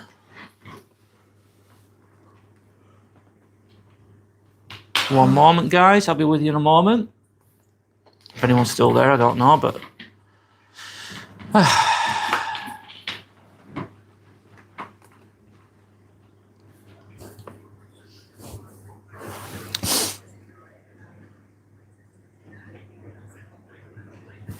Right, we're back. AA says, yo, man, can you introduce me to your barber? That's a fresh trim. I'm the barber in that situation, AA. I'd bake my own hair. A Gillette Mach 3, mate. That's all it is. That's all we have to say. That's it, really. How we ever did. Yep. Hi, Zuki. Welcome back. I need to do the research about the Wim Hof method. Yeah. Basically oxygenating the body. It helps you to feel, it just makes you feel calmer and better. The cold showers really help as well. It requires it requires discipline. It requires a bit of uncomfort, let's say that. It helps you feel calmer, basically. It reduces your stress. It's all about reducing your stress the best way you can. Helps you to deal with life a little bit better. I'm explaining that very vaguely, aren't I? But there you go. Yep. So, let me ask a question. Is there something that you've been resisting recently?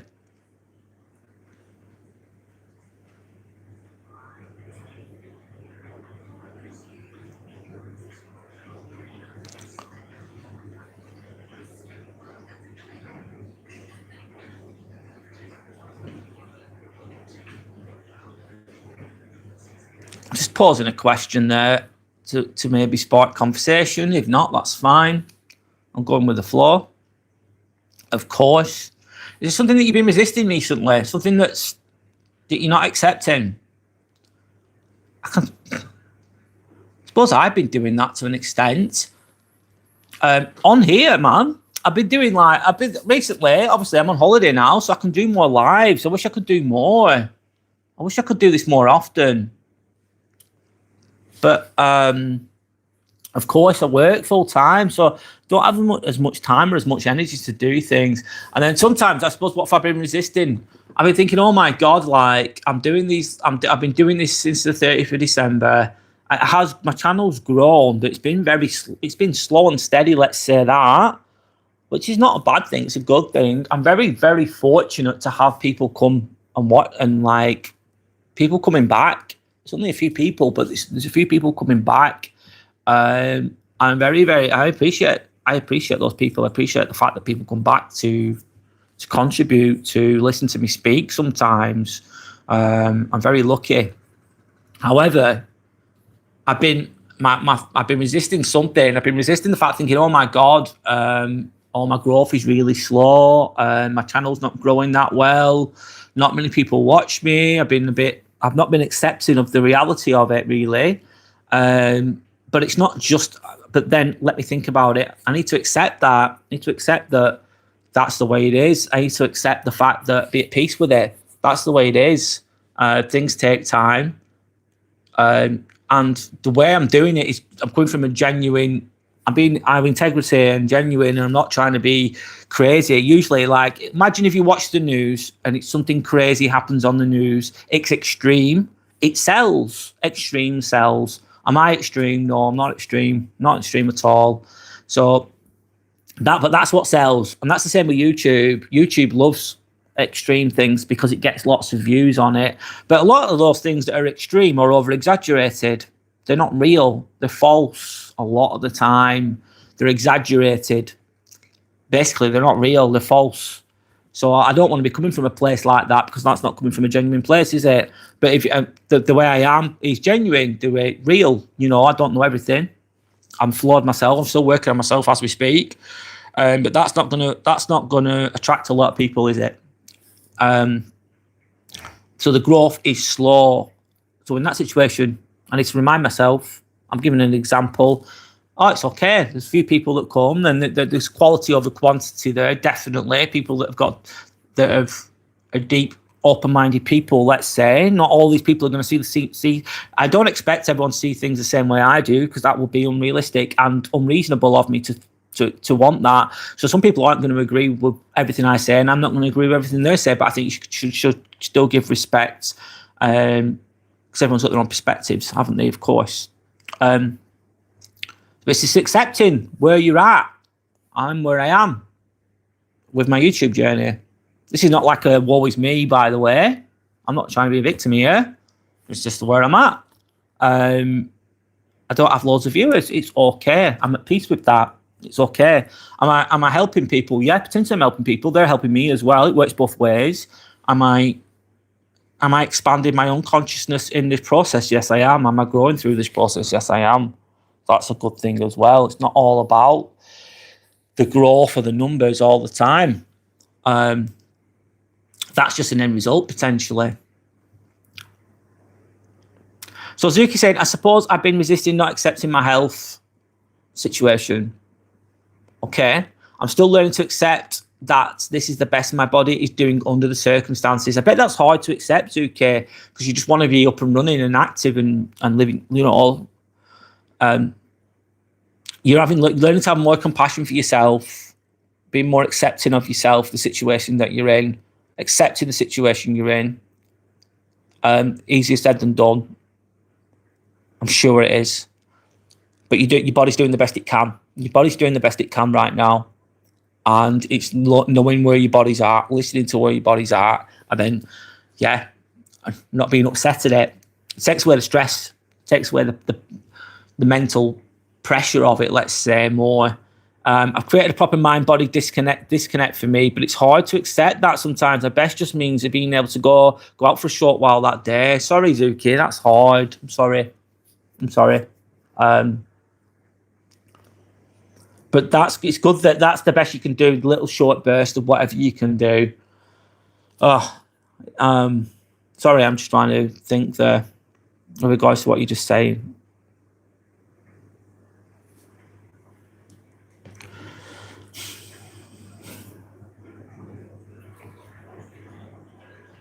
It's good to have a lot more compassion for yourself, to be kinder to yourself, not beat yourself up as much.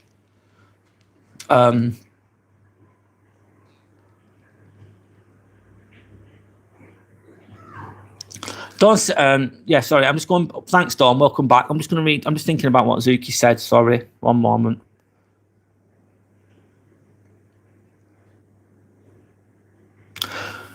I mean, it's frustrating, Zuki, frustrating, but it's good that you're more mindful of it, and that's not going to be. I think that's an ongoing process, though. These simple things like accepting the situation you're in, it doesn't take a rocket scientist to understand the logic of that, but you've got to keep reminding yourself.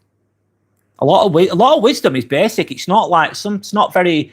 You don't need to be super intelligent to understand a lot of like Buddhist philosophies. They're really basic. We have all these wisdoms in us, but we forget them. And it's applying it every day. It's a perseverance thing, really, with that type of thing, like accepting the situation, because it's so easy to not do. We come in and out of that mentally, I think. And I suppose it's giving yourself like a pat on the back as well, to kissing. I've just been out for a short while. I only went a little way. I only did 20, 30 steps or whatever it is. I did 5-minute walk, let's say that. That's the best I can do today. And then just try and, I don't know, accept it and try and build on it, I suppose. I'm trying to explain that. I'm trying to elaborate the best I can. Don't saying I came back for a nausea. I wonder if we could all help by mentioning your channel in the comment section on some other channels that discuss narcissism and self-improvement channels. Yeah, Dawn, that'd be great if you can. Thank you. Thanks. That'd be great.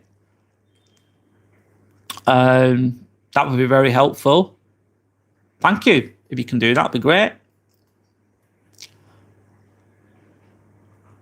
As you can say, definitely, Dawn. This channel is a big help for me, and I believe it would help be for others. Yes, that's what it's all about. That's what it's all about. As I was meditating there, and I was doing my Wim Hof breathing, I was meditating at the same time. I was coming in and out of thoughts as well. That's how it goes. I was thinking, I suppose my point of being here is being of service to others. My point of my being here is to be of service to others. That's what it's about. Yeah, that's what it's about.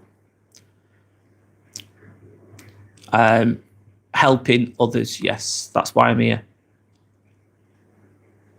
Within reason, of course, while protecting myself as well, of course. It's a tricky one, isn't it? You're like coming from a good place, coming from a genuine place. You like genuinely want to help people, right? But then there's piss takers as well, so you've got to be really careful with it. It's hard, isn't it? It's like you can't be too naive as well. I'm just thinking outside the box as well with that.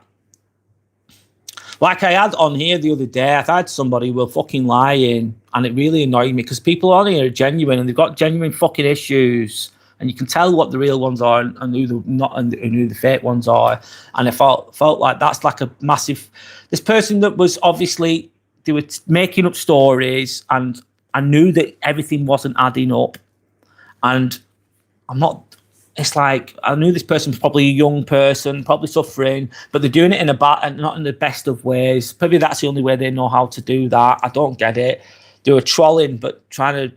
I don't know. I don't like it if someone's lying and making stories up about how they're struggling when there's genuine people on here that are genuinely struggling, going through genuine shit. And I think it's almost like a massive fuck you to all those people in a way, because you're taking up space.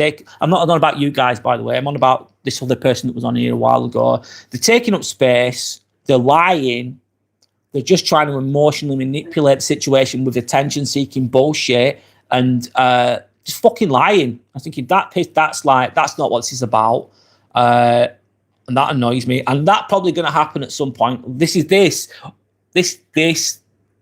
format, this communication format that we're on, YouTube, whatever, that's open to those type of people sometimes. And I'll give people the benefit of the doubt. And you probably catch me out early on. I'm not on about you guys. I'm on about someone else here. And we're going to probably going to happen again, isn't it? But it annoys me a little bit because I'm thinking you're lying and you're taking up loads of space and you're talking shit. Don't fucking lie. And there's people that are genuinely going through fucking shit and you're making up some bullshit just so everyone can feel sorry for you, like that poor me type of victim person. And that's all. They just want to take up all the space. They want to manipulate. And then sometimes those people can start to be rude to others as well. Sorry, I'm going on a bit there. So I've got to be mindful of that type of thing. I suppose that's something it's going to come. It's an occupational hazard. Let's say, call it that. Thanks for that, Dawn. No, if you can share my channel, brilliant. Thank you. I appreciate it. But even like, let me think about it. It's kind of already won. I've already won. How have I already won? I've actually got people watching, coming back, talking and watching and sharing the stories and learning and developing, and it's brilliant. It's already won. I've already won. I've helped people. They've helped me as well. That's great. I've already won. So I'm just talking about accepting the situation. I was thinking to myself the other day, there's not many people watching me. I think, I'm not going to think about the numbers. Just forget it. That was my ego, I suppose, kicking in at that point.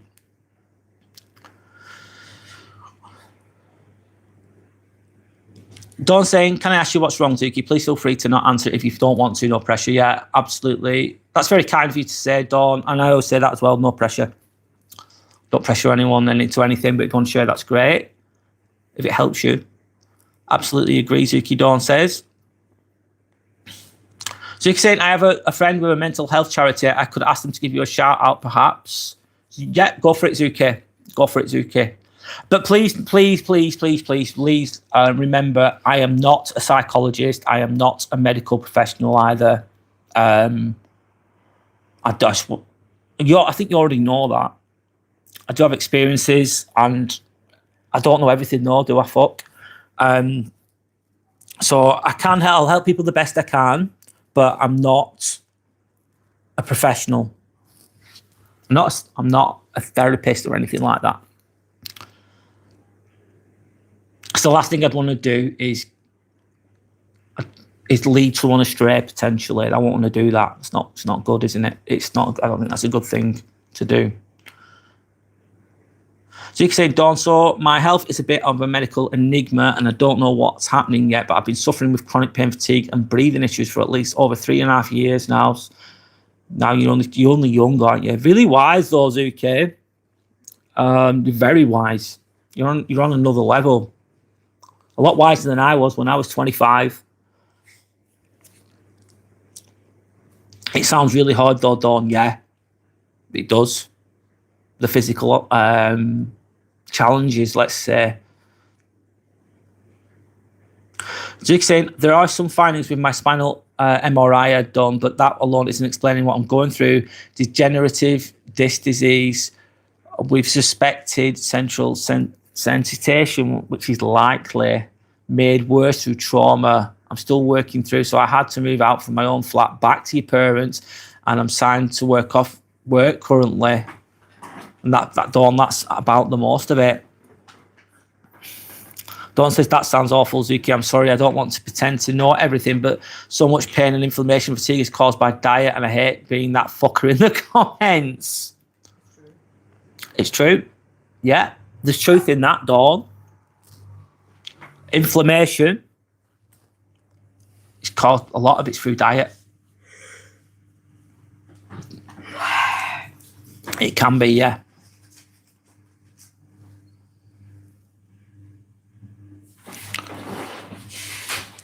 It can be other things as well, of course.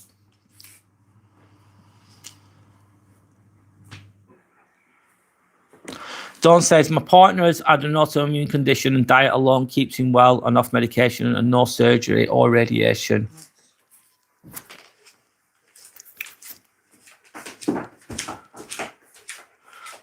Zuki saying, thanks, Dawn. I have explored dietary changes and not found any relief through it yet. But maybe when I know more about my condition, there may be a more targeted dietary plan. Yeah, it's all, especially with your specific issues, Zuki, it's always good to see a medical professional to diagnose the issues, of course. But it's also good to be open-minded and explore anything you can and apply those things the best you can. I'm sure you already know those things. Dawn saying, Dr. Anthony Chaith. I've heard you say that before. Dawn, Sean Baker, Ken Berry, and Rob Giltz. Rob Giltz, or my go-to.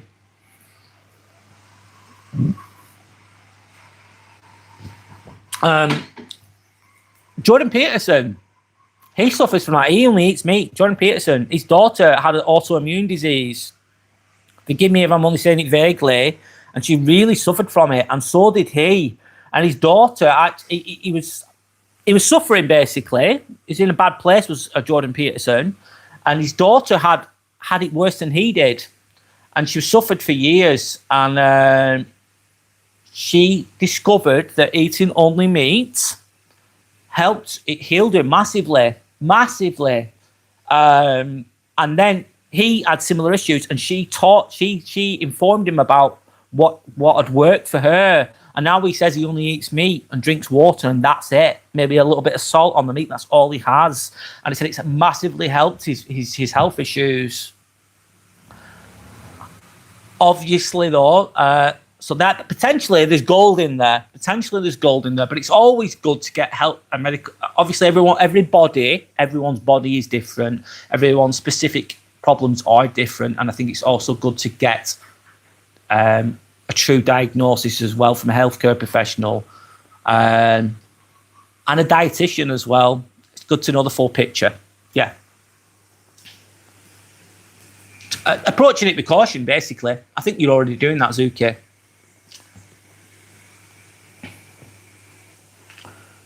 Dawn saying, yeah, that's right. I've listened to her podcast too. I really, really respect her and him. I forgot her name. I know Jordan Peterson, of course. He's amazing, absolutely amazing. I don't agree with everything he says, but I agree with a lot of what it says. He's a really intelligent guy, and a massive help to the world. Michaela, thank you. I forgot her name. Michaela, perfect. She had to go on a stream. She's on grass-fed beef only. Wow, she's just grass-fed only beef. Yeah, she suffered a lot. She was in a bad place physically. I can't remember the exact specifics of her issues, but it was bad. I know that. And she was in a bad place, and she was young as well. And that's helped her to come away from that. She looks amazing now. Yeah.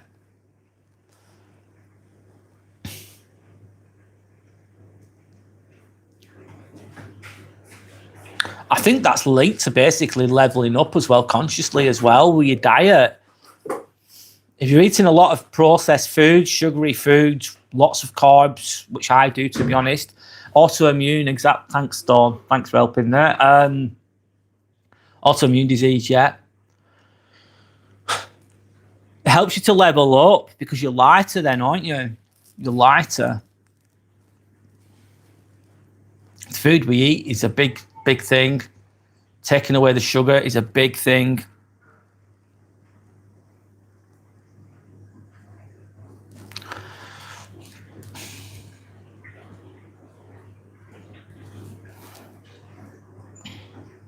Rheumatoid arthritis.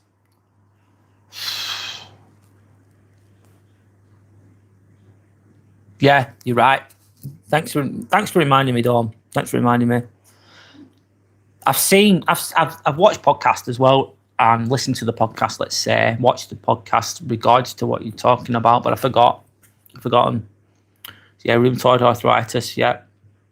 Again, erring on the side of caution, not one size fits all, everybody's different, etc., etc. But I think there's a lot of truth in that meat only. I need to do it.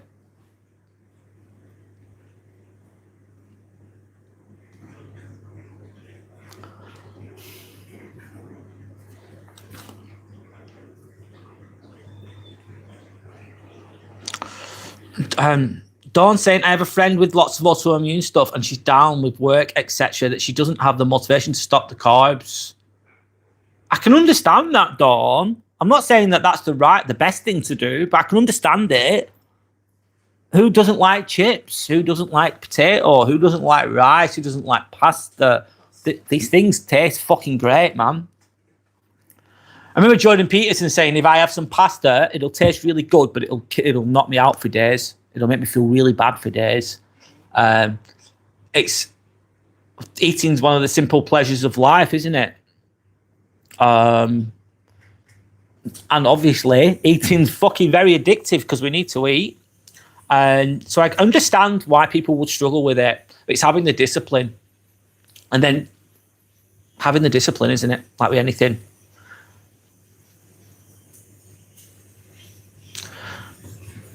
Zuki saying, yeah, I think I need to learn separate Jordan's politics from their actual useful information. Now, you're not going to agree. Some of what Jordan Peterson says, you can't agree with everything everyone says. I don't think that's realistic anyway for anybody. But he does say some wise things, definitely. And he's got some great information, very interesting if you're open-minded enough. But you don't have to agree with everything he says, though. Of course not. He's fucking on another level, though. Like, scarily intelligent. He's just on another level completely. He's really ill at the moment. He's not doing that well. Sandra just said he's not doing so well at the moment. He's really unwell. Yep. I think he's meant to be touring in London in February next year. He's not well. He's not well. He's not well, so I hope he's okay. Jordan Peterson's not well at the moment, I've just been told. So I hope he's okay. Dawn says, I love them all, but after a week off my diet, I'm in pain and feel like shit. Wow.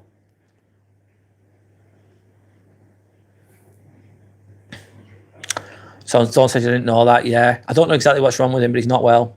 He's not well.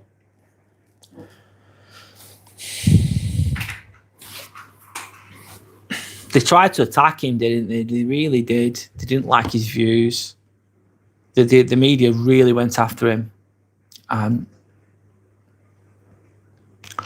He's a necessary light in the world, in my opinion. Not everyone will agree.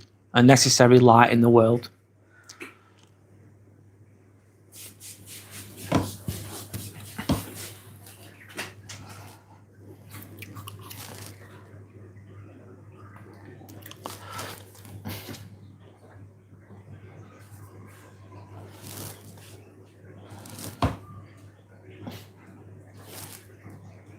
I'll just change the question on here.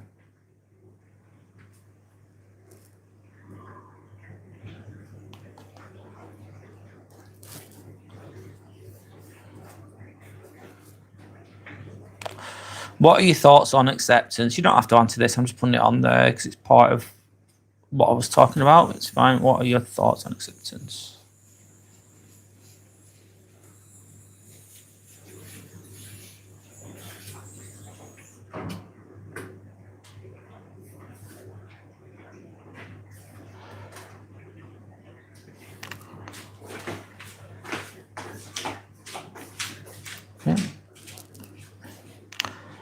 Okay, I'll go back to the comments in a moment. They go after everyone who gets popular and doesn't support their agenda. Yeah, they fucking do. They attack your character. They attack your character. Anyone who goes against that, I suppose it's the truth sayers of the world. The truth sayers will be attacked and their character will be dismantled. They'll throw as much mud at you as they can. They'll destroy you. They'll place threats upon you. That type of thing can happen because it doesn't match their agenda. No, it's a threat to their control. Dawn, that book's really good. I've read that book. The Let Them Theory. It's great book. Really, really simple message, but really good book. Therefore, acceptance, perfect. I'm practicing Mel Robbins' Let Them Fear, and it's about acceptance, and it definitely brings you peace. It's going to bring you inner peace, man. It's going to make you feel less annoyed, make you feel calmer, less stressed out. You can't change what people are going to do, man. They're going to be arseholes. They're going to be rude. They're just going to do what they do. I'm trying to. I suppose we get annoyed at people thinking, oh, I wouldn't have done that. I wouldn't have done this. I wouldn't act like that. I won't be so rude. I won't be so selfish. And then you get annoyed at them not being the way you would be. But then it's just, you're not going to get anywhere with that, unfortunately. Expecting people to be the way we are. Yeah, expecting people to be the way we are. Expecting others to be the way we are. Yeah. Exactly. You'll always get disappointed. You'll always get. What will you get with that? You'll get disappointed. Yeah, thanks, Sandy. Yeah, you'll get disappointed. Big time. Fucking every time. And you're always be triggered. And then you're a victim to it. Then, aren't you? You get sucked in. It's like biting the bait, innit? I expect this person to be nice, but they're a dick. Oh, I'm pissed off now. Oh, I'm expecting this person to be nice, but they're a fucking dick. That's the way they are. They're just a fucking dick. It's not going to change for you. It's not going to change for me. That's who they are. That's their baseline behaviour. Just a fucking bell end or whatever. And he basically, guess what it is? It's tough fucking shit. They're not going to change for shit. Never. No matter how much you're annoyed, no matter how much you try and change them at all, you can try and change them. You can tell them off. You need to do this. You need to do that. Stop being a fucking dick. And the dickhead's like, I don't give a fuck. I'm a dick, so fuck you. I'm going to carry on being a dick. You're just going to wind yourself up. You're going to piss yourself off. You're going to annoy. You're not going to feel good. And then you go to bed at night. You're thinking about the dickhead. You're thinking about what they did. Yeah. Yeah. Thanks. You're hurting your own feelings. You're hurting yourself. But if you accept the situation, or the let them theory, fucking let them be a dick. Let them do what they do. You're accepting it. You're accepting the situation, let's say. You're accepting the fact that they are a dick. You're acknowledging that they are. going on saying swear words a lot. Yeah, you're accepting the fact that they're a fucking dick, and you're letting them be a dick. But then you're at peace. Then at least that's the point. These things again, all these simple things are they're simple. They're simple. They don't take a lot of intelligence to understand, but you've got to keep reminding ourselves. I forget this. Perseverance is needed with a lot of wisdom, in my opinion. That's where the real work is. The definition of insanity is to keep doing the same thing over and over again, expecting a different outcome, which is one of Einstein's great quotes. Very, very good quote, that. Yep. And then you just, like a dog chasing its tail then, aren't you? You never fucking quite catch the tail though, do they? But they keep trying. The dog keeps trying to catch its tail, keeps going round and round and round and round and round, and it never fucking catches it. Basically insane as fuck.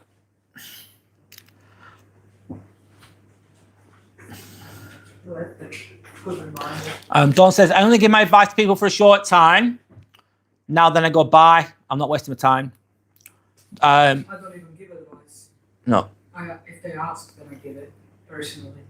Sana says she doesn't even give advice sometimes. She doesn't think fuck them. Fuck them. But if they ask, I give it. Yeah. It's nice to give advice sometimes. But don't cast pearls amongst pigs, basically. Don't cast pearls amongst fucking pigs. They're not going to appreciate your wisdom. They're not going to appreciate what you're saying. They're going to shit all over what you're saying, potentially. Don't waste your words on them sometimes.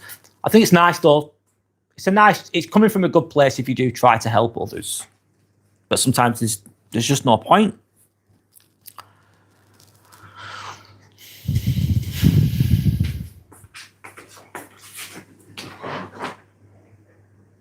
You learned that quote from Monty Roberts. He's a horse trainer.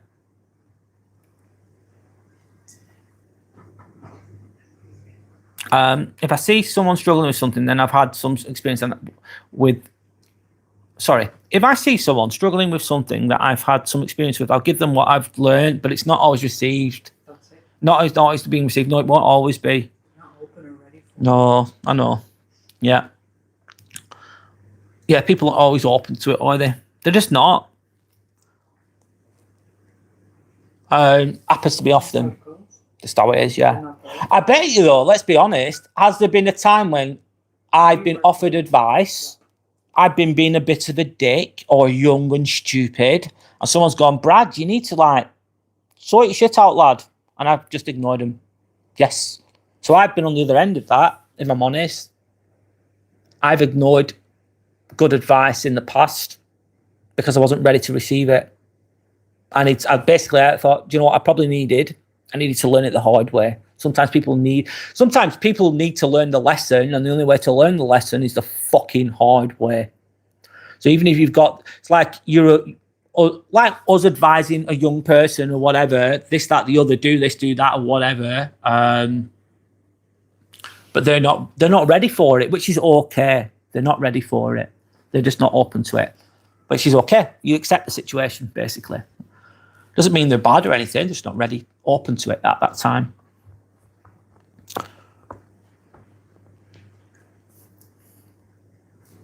Don't think yet I've ignored good advice, but often it's planted a seed and I'll come back to it when I'm ready. Absolutely. Well said. Yes, Dawn, that's the one.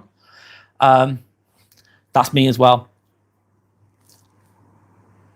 And that's okay as well. That person might be working on other things or whatever it is. And they're not ready for it. That's just absolutely fucking okay. It doesn't mean it's bad at all. Doesn't. It's like that meat thing. That meat thing I'm thinking about, and I'm confident that is a lot. There's a lot of truth in that, in the meat only thing. I'm sure there is. I'm sure there is. And it's on my mind. The seed is planted in my mind. I've just got to take the leap of faith and try it properly. And not just mean try it for one day, try it for a few weeks, try it for a month or whatever. I say a month would be a good time to apply that, to do it properly. Anyway.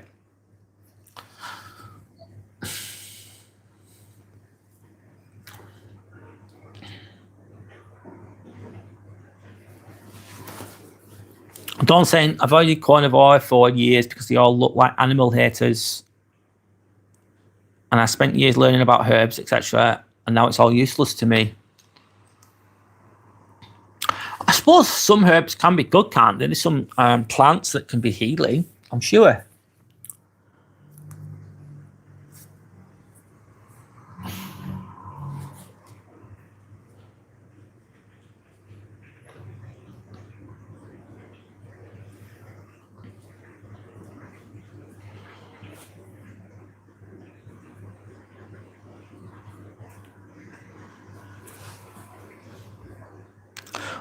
Why is it all useless to you? Is the question, Dawn, with regards to the herbs and things? Use herbs for the horses, but not myself anymore.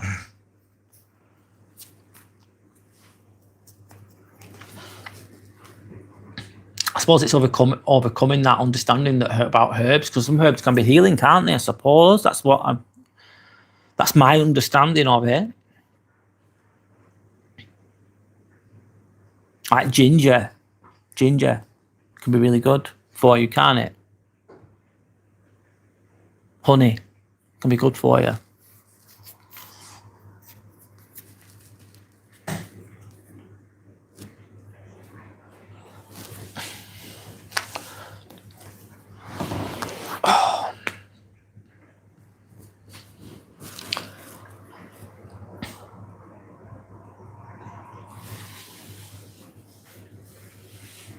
It's going quiet for a while, I think. I thought all I needed was the right herbal medicine, but plants are seriously toxic to us when we don't have ruminants or a sachem to break down the toxins. I don't know about that, Dom, if I'm honest.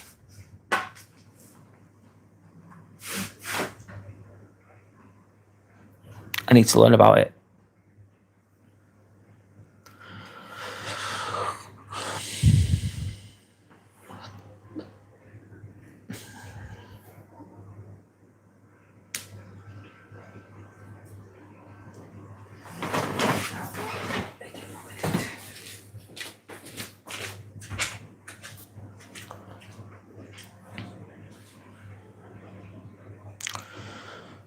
Cows have big, complex guts, which with, I think, 3 stomachs, yes, they do. I think another one on that note, obviously milk. Milk is cow milk. Let's go with cow milk. Cow milk. It's nice. But it's baby calf growth fluid, isn't it? Baby calf growth fluid. It's made for baby cows. It feeds the baby cow and makes them into a big adult cow. To keep it simple. And we're not meant to have milk. But a lot of people, we've been taught, let's say, keeping it simple from what my understanding, we've been taught that milk's good for your bones. You need your milk. And we're not really meant to have it. Thanks for explaining, Don. Horses have a sacrum, is it? A sacrum. Sorry, I'm not saying it right. I've never even heard of that word, if I'm honest. Where they break down the plants in their guts because they have their guts are designed that way. It makes sense. My basic story with the milk fits in line with kind of what you're saying as well. So our guts aren't. And your gut is your second brain as well, isn't it? Your gut is your second brain, they say. And if you put in, let's say, toxins into your gut, it's going to affect the way you feel, the way you think. Goat milk's better for humans. Colostrum seals the gut, so sometimes if you have a perforated gut, colostrum can help. You have leaky gut, basically, isn't it? Perforated gut.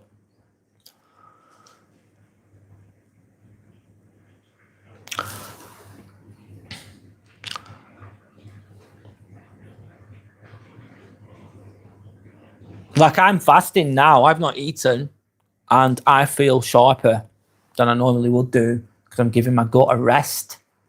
It's having a rest. It's not having to break down all that food. A lot of those food, let's say, sugar and carbs, heavy, yeah. Seacum, all right, Seacum, thanks. I pronounced it wrong. Thanks, Dawn. Cecum, right? Okay.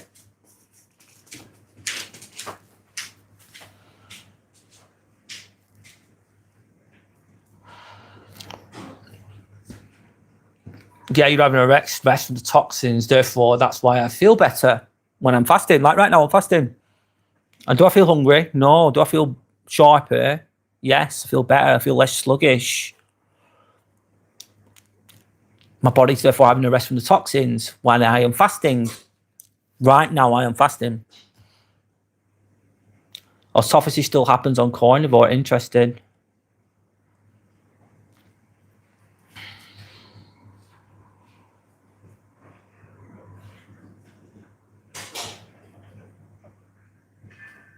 I'm going to apply it. I need to try this. I need to do it. I need to just, sometimes you got to take the leap of faith, haven't you?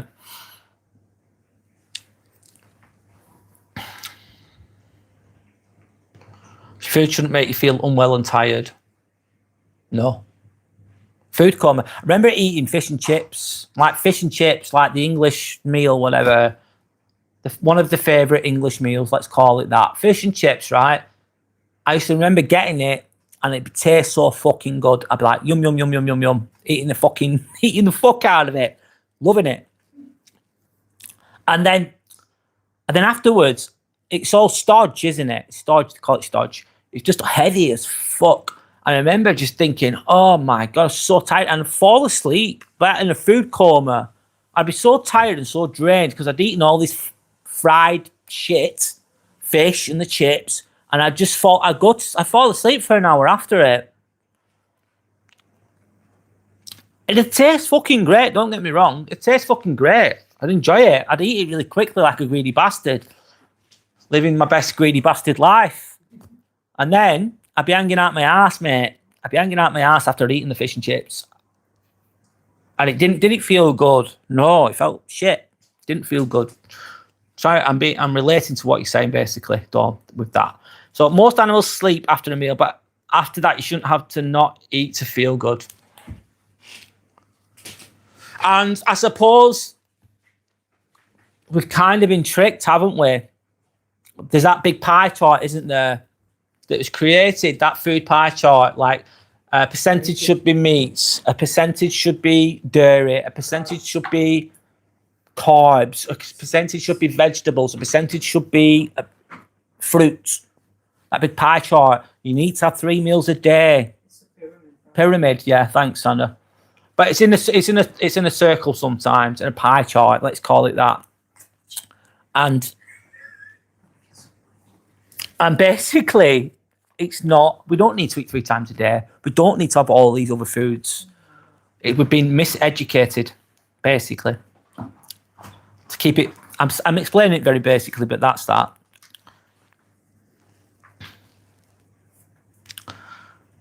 Saying it's probably gluten, to be honest. That's a sign of gluten intolerance, but I think none of us should be eating it anyway. No.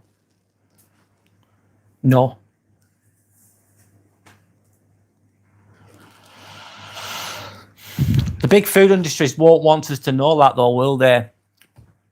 They like selling their food. Ideally, they're going to sell you food that makes you ill. So we're going to make you ill with the food we're selling you. We're going to earn a lot of money out of that. We'll give you some processed shit that's addictive and sugary. Got you there, you little cunts. That's what they're thinking. And then what we're going to do? Oh, you're ill. We're going to give you some. We've got some really good drugs out, you know, that you're going to have to take every day for the rest of your life. Yeah, keep eating your shit, but keep taking our drugs as well. We like you when you're a little bit ill because that means you're a really good customer. You're going to keep eating the shit and you're going to keep taking the pharmaceutical medications. Synthetic, yeah. So basically, we've got what you were, you want you. Fat, sick and nearly dead type of thinking. Fat, sick and nearly dead. But just, they want you to be ill. They want you to be reliant upon them. They want you to just basically consume. They want a lifelong customer with the pharmaceutical companies. The real medicine is the food, or the real poison is the food. I 1,000% believe that, fucking 1,000%, and I do believe that Not all the time, but a lot of the time, we can eat ourselves out of ill health. Not every time, but a lot of the time. The medicine is in the food, or the poison is in the fucking food.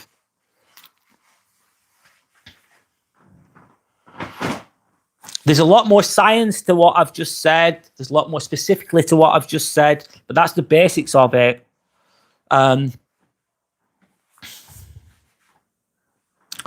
Also, in line with that,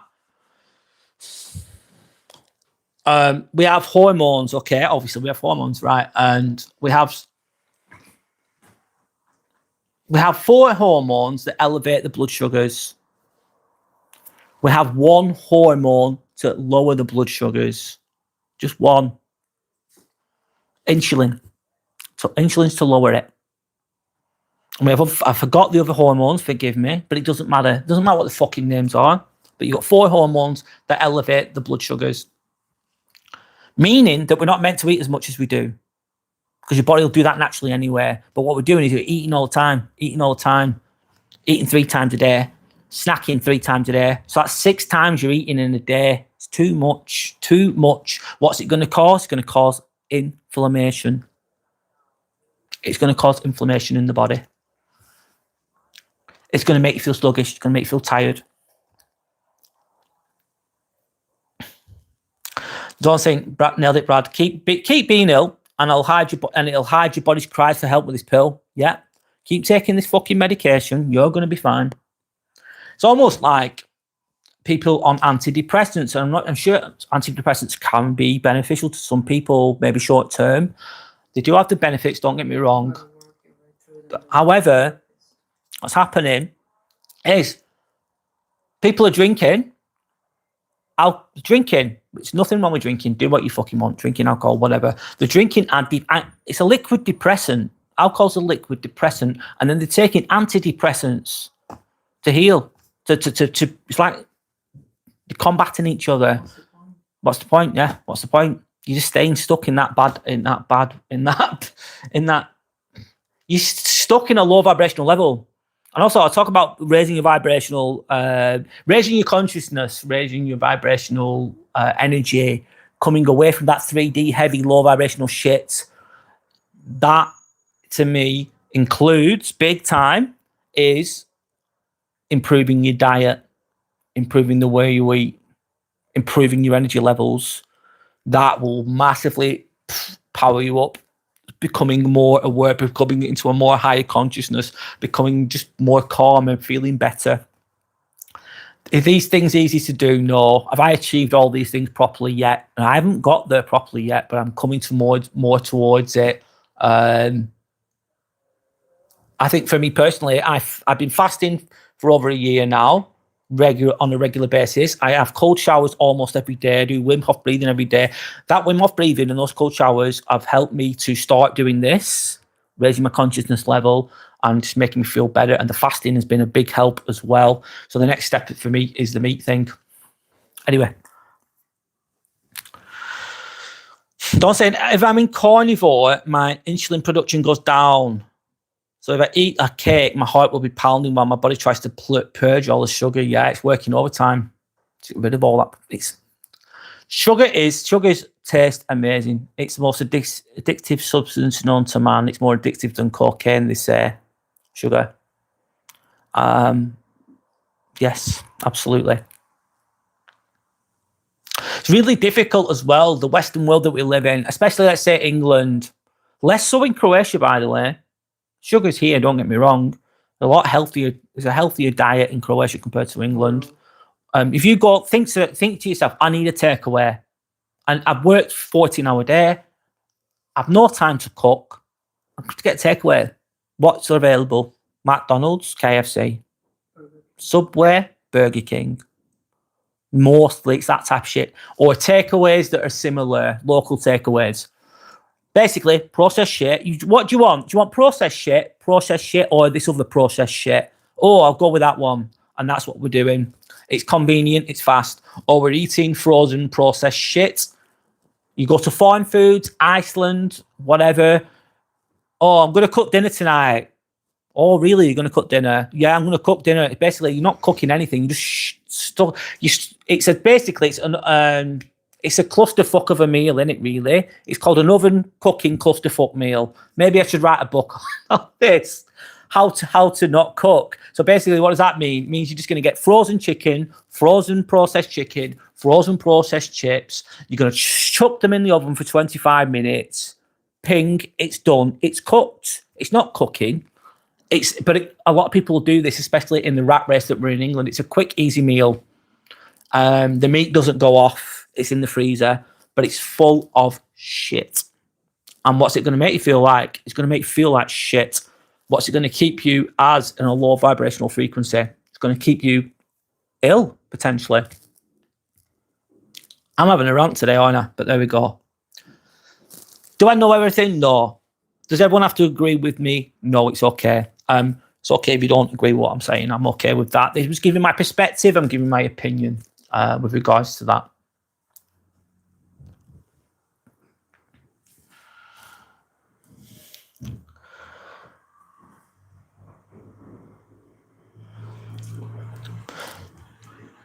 I think we owe it to ourselves, though. We've got a responsibility for it. You've only got this one body that we have, as imperfect, as good or as bad as that is. You get what you get with regards to your body, with its limitations, etc. But I think we have a responsibility towards ourselves. If you have some self-love towards yourself, have some self-care towards yourself, to have the discipline and the perseverance and the mindfulness to eat better, to help optimize your body's capacity to make yourself feel as good as you can. I think we have a responsibility towards ourselves to do that. It's difficult, though. It's so fucking difficult. There's so many temptations. And if you go to the shop, all these packagings are really nice. They're attractive. Alcohol, the packaging, these bottles look lovely. They look like almost like ornaments, don't they? Very attractive, very sexy looking. If you go to the supermarket and the sweets, they're very colourful. They look good. Yeah. Alcohol's that Sanders has made a good point. Alcohol's glorified by beautiful people in a successful wealthy people. It'd be Brad Pitt drinking whiskey or whatever it is, and it looks sexy, it looks attractive. The person who's drinking this alcohol looks attractive as well. They look like a fucking model, but they're healthy. Are they really drinking that much? Maybe some, maybe not. Obviously, balance is there as well. Brad Pitt was an alcoholic. Yeah, sorry, Brad Pitt was an alcoholic, so that I'm not. My point's not great with that, but it's you know what I mean, don't you? I hope. Anyway, don't saying all addictive substances come from plants. Dr. Chafe keeps saying plants are trying to kill you, and it's true. They can't run off fat, so they use defense chemicals to harm the things eating them. Natural defense system for them. That makes sense. Some of them have more extreme defense mechanisms than others, don't they, Dawn? Some plants can actually kill you straight away. So you're saying, yeah, I had issues with eating lightly and eating disorder, and the advertisement for fast food is just criminal. It is criminal. It's fucking awful, Zuki. Are we a victim to that crime? All of us. Yes, we are. I am. The way it creates a FOMO, glorifying unhealthy foods. Yeah. And what they'll do sometimes, they'll go, oh, we raise charity for unhealthy kids. We're raising charity for cancer, but we're selling you cancerous, carcinogenic food. But we're really good as a company because we're helping those kids with cancer. We're giving them money, but you're fucking selling them the poison that's giving them the fucking cancer. We're all dumped down by food. We're all controlled by it. Has a hold on us in a lot of ways. It keeps you down there, mate. It keeps you low vibrational. They want you there. They want you to be dumb. They want you to be compliant, and they want you to consume their shit and do what you're told. They don't want you to think. They don't want you to be open-minded. They want you to be a dumb cunt that's fucking eating the shit and having the medications as well. They just want you to be It's a trap. It's a fucking trap. I don't think I've been speaking about this today, but I am. But I do agree with a lot. That's my thoughts on it anyway. We are dumbed down by food.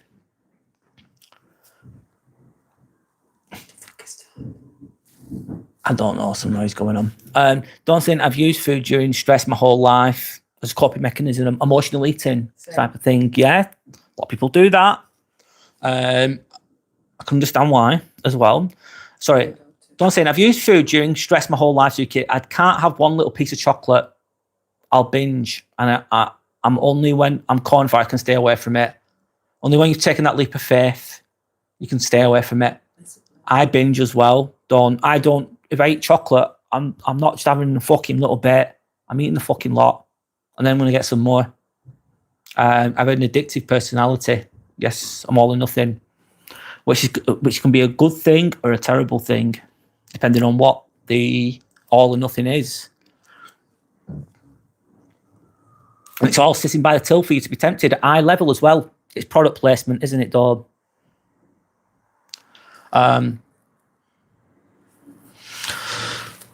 And I suppose if you're going to change, right, this is me, if you're going to change away from that, let's say you want to change, you're going to think, right, I'm going to change this now. I've had enough of this binge eating. I'm going to improve it, right? And you're thinking, right, this is it. I'm going to do it. There's going to be likely that you might fall or you might fail, because that's reality. That's truth. You're going to get it perfect, maybe not. But I think sometimes you've got to use your willpower as a muscle, treat it like a muscle. So your willpower muscle might not be the strongest to begin with.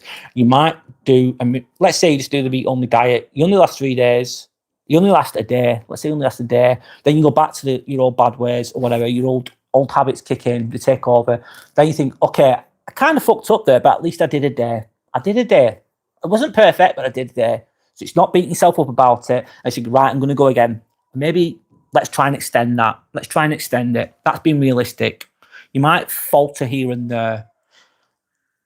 You can't always be perfect. That's what I'm trying to say. Don't beat yourself up. If you are going to make changes, don't beat yourself up when you don't get it perfect, because you're not going to get it perfect all the time. Yeah, Coca-Cola, Diet Coke as well. Like some fucking guy who's chiseled up to fuck, 6-pack, probably on steroids, looks like a Greek god, drinking a can of fucking Diet Coke. Aspartame. Was it aspartame? Yeah. Basically, it's just as bad as sugar. Diets. Go, I'm on a diet. I'll drink Diet Coke. I'm on a fucking diet. Like, yeah, of course you are, you dick. But that's the advertise. That's the evilness of the advertisement. Yeah, Coca-Cola, evil potentially. Adverts always show people having fun and being happy.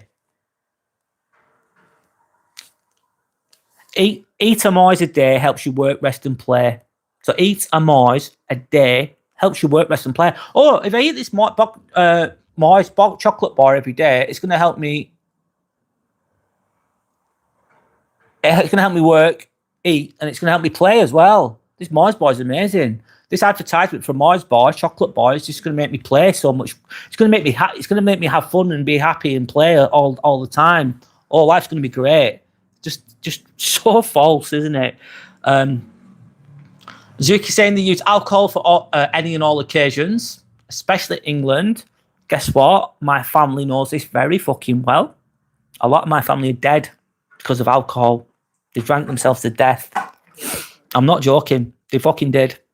I've been in and around alcohol for a lot of my life, and not all of my family, but let's say a large part of my family, they definitely have issues with alcohol, and I've seen the fucking end results, and it's not good. This is extreme though. It's awful.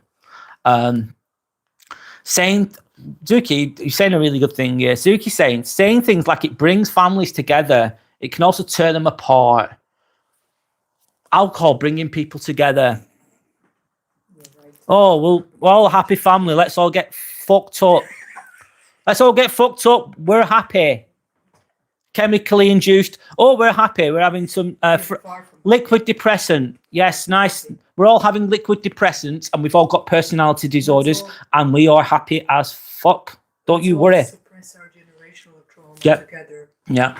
Sana's just said, you're suppressing your generational trauma altogether as one, basically. I'm not saying alcohol's always bad. That's not fair, in my opinion. It's okay sometimes. If it's every day, it can be bad though. But a lot of the time, it's to suppress your emotions, isn't it? I'm going to suppress my emotions with alcohol or drugs. How do I know? Because I've fucking done it. I've done it. Yeah. So I know, Zuki, he's just, you bang on with that, Zuki. Thank you. Dawn saying, yeah, if you ate hemlock, you would die straight away. But Brussels sprouts have over 100 carcinogens. Wow. Wow. And you think the general opinion on that is that Brussels sprouts are good for you, isn't it? Zuki saying, reminds me of when McDonald's sponsored the Olympics, I think. Yeah, I can imagine they did. Sponsored by carcinogenic sponsored by carcinogenic foods. Be an athlete. Eat your McDonald's. It's fucked, isn't it? Rigged, yeah. When the healthy salad had more calories than Big Macs. Yeah, because of this like Caesar salad sauce and the rest of it. I remember one person once telling me, said the burgers at McDonald's, basically, they'd be classed as a dessert if they didn't have the lettuce on or whatever, the gherkins on. Basically, they're full of sugar. Full of shit, mate. Full of shit. Does it taste good? Like, I think it tastes good, but is it good for you? No. It can be. Don't saying, oh my God, I saw yesterday that Warburton's bread were supporting a cancer charity. It's disgusting. Warburton's bread. Yeah, Warburton's bread's shit as well. Yeah. Wank. I never eat that. No, shit. Sourdough's better. Sourdough, if you're going to eat bread, sourdough's a lot better. I'm not saying bread's got sugar in it, of course. Bread can be bad for you, of course. Does it taste, if you get really nice bread, is it tasty? Yeah, absolutely it is. But yeah, it's disgusting, isn't it? It's disgusting. And you think, oh, Warburton's, the family baker. They're really nice people. They give a shit about people with cancer. I'm going to buy that because they're an ethically, they've got a lot of integrity in that company. It's called brand image. Brand image, yeah. Brand reputation. Brand reputation, yeah. I work for M&S. Yeah. They defrost all of their bakery. Thanks. Sandy used to. Yeah, okay. Sandy used to work at M&S, right? And they say bakery in M&S, and you pay extra for the food. Guess what? That's frozen bread. M&S sell frozen bread, and then they defrost it. But they say it's a bakery, and it's fucking not. How do we know? Because Sandy's worked there. She works at M&S, so they're full of shit. I call bakers defrosters. And they call the staff bakers, and they're actually just bread defrosters. Do you want some freshly defrosted bread? Yeah, go on then. I'll have some of that. That's £5, please, or whatever it is. Anyway. Don saying I went for a strict 3 months and failed a bit at Christmas when Carol made a banoffee cheesecake. Oh, that sounds really nice. Sorry, that cheesecake sounds good. This is why it's fucking difficult as well, Dawn. And homemade bread. Homemade bread's amazing. Tastes great. Banoffee cheesecake, fuck me. And it's Christmas. So I think though, Dawn, I think one of the simple pleasures in life is food, isn't it? So if you deny yourself too much all the time, you're denying yourself a pleasant experience. So it's just, if you did 3 months of being really, really good, I think you can be forgiven for having 1 day of indulgence. Zuki saying, not to mention the horrendous pollution from Coca-Cola. It's an evil company, it's Coca-Cola. Mm-hmm. They're fucking so powerful. They own Costa now. They own Costa, yeah. They're really powerful. They're more powerful than some countries.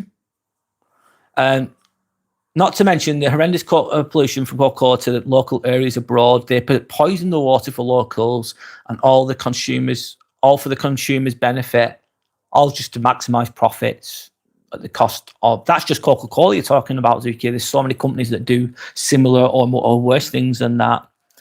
Zuki's then saying it generally, I'll take that away. It generally concerns me often. how often I hear, if I don't remember that last night due to booze, then it was a good night. Retard. Dumb as fuck, Zuki. Not you, but what you say, you bang on what you say, it's dumb as fuck. If I can't remember what happened last night, then it was a good night.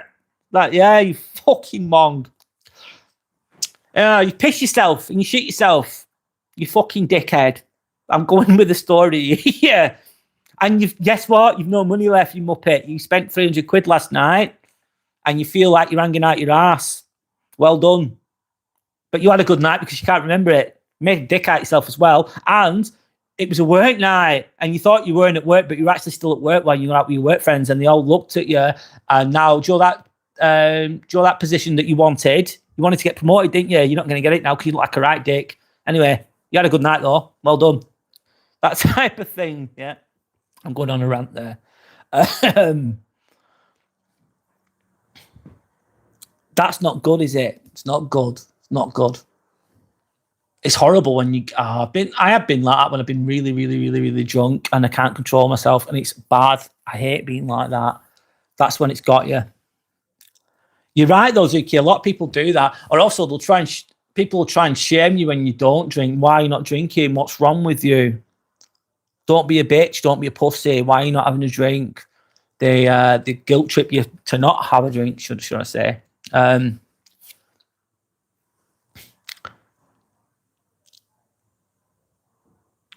Dawn said, if you grabbed a Brussels sprout from a field and chewed it, you would instinctively spit it out because poison is bitter to us. Yeah. Yeah, the body's like, this is bad. Get rid. Dawn saying wank bread. Warburton's wank bread. That's a good advertisement. Warburton's wank bread. Grab yourself a fucking steamy loaf of wank bread. I guess you grew up on wank bread. Me? I grew up on really good bread. I did. Let's be honest. I didn't know any better. Don't say, yeah, the souring process starts to break down the gluten before we eat it, so it's slightly better. Yeah, sourdough bread is better. It's not perfect, but it's better. Absolutely. Zuki saying, what? M&S exposed, damn. Yep. The bread's nice, don't get me wrong. It's quality bread, however, it's frozen. They say it's a bakery in the shop, but it's fucking not. They're delivered frozen, they're defrosted and then sold to us as freshly baked bread. It's a lie. 1,000% lie, by the way. Is there a bread better than Warburton's bread? Yes, it is. Yes, it fucking is. Do they sell sourdough bread? Is it nice bread? Yes, it is, but it is defrosted. Fucking 1,000% defrosted. Dawn said, that's crazy. My ex worked in the M&S factory and it's all the local junkies making it. Ooh. Sounds fucking even better now, Dawn. Right, we need to get some bread now. Let's get some M&S bread now. Especially if Croatia, luckily. Freshly made by your local smackhead. As he washed his hands, as he fork, he's been scratching his balls and he's just kneading the dough as we speak. Cracked up to fuck. Sorry, I'm going a bit. I'm speaking a bit roughly now.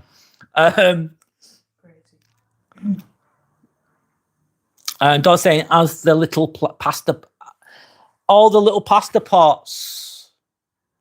Oh, freshly made as well. Probably not.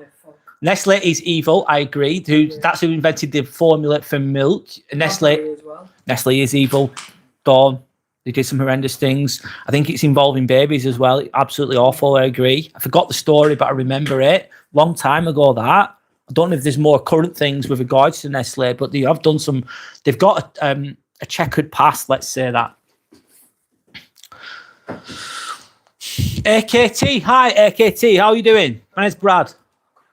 I'm gonna go. Have you got the key? Sure, take the key. Okay. Because I'm gonna go to the gym and I'll ring you in a few hours. Okay. I'll ring you. Okay. All right. See you in a bit. Enjoy. Bye. And Zuki saying, and then they charge the same for a pint of soft milk as a pint of lager, etc. Mad. Yep. Yeah, the same prices. Zuki saying hello to AKT. Hello, bro. Listen to my song, please. It's Kali Bashikaki. Dawn saying bye to Sander. See you, Sander. Sander's leaving the apartment right now.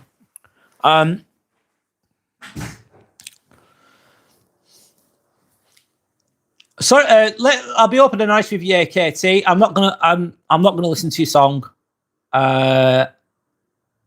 Maybe another time, but right now I don't want to, if I'm honest. But thanks for sharing. I thought I'd be honest with you. There we go. I've no water left, man. But if you want to check out AKT's song, then please do, guys, if you want to. It's up to you if you want to.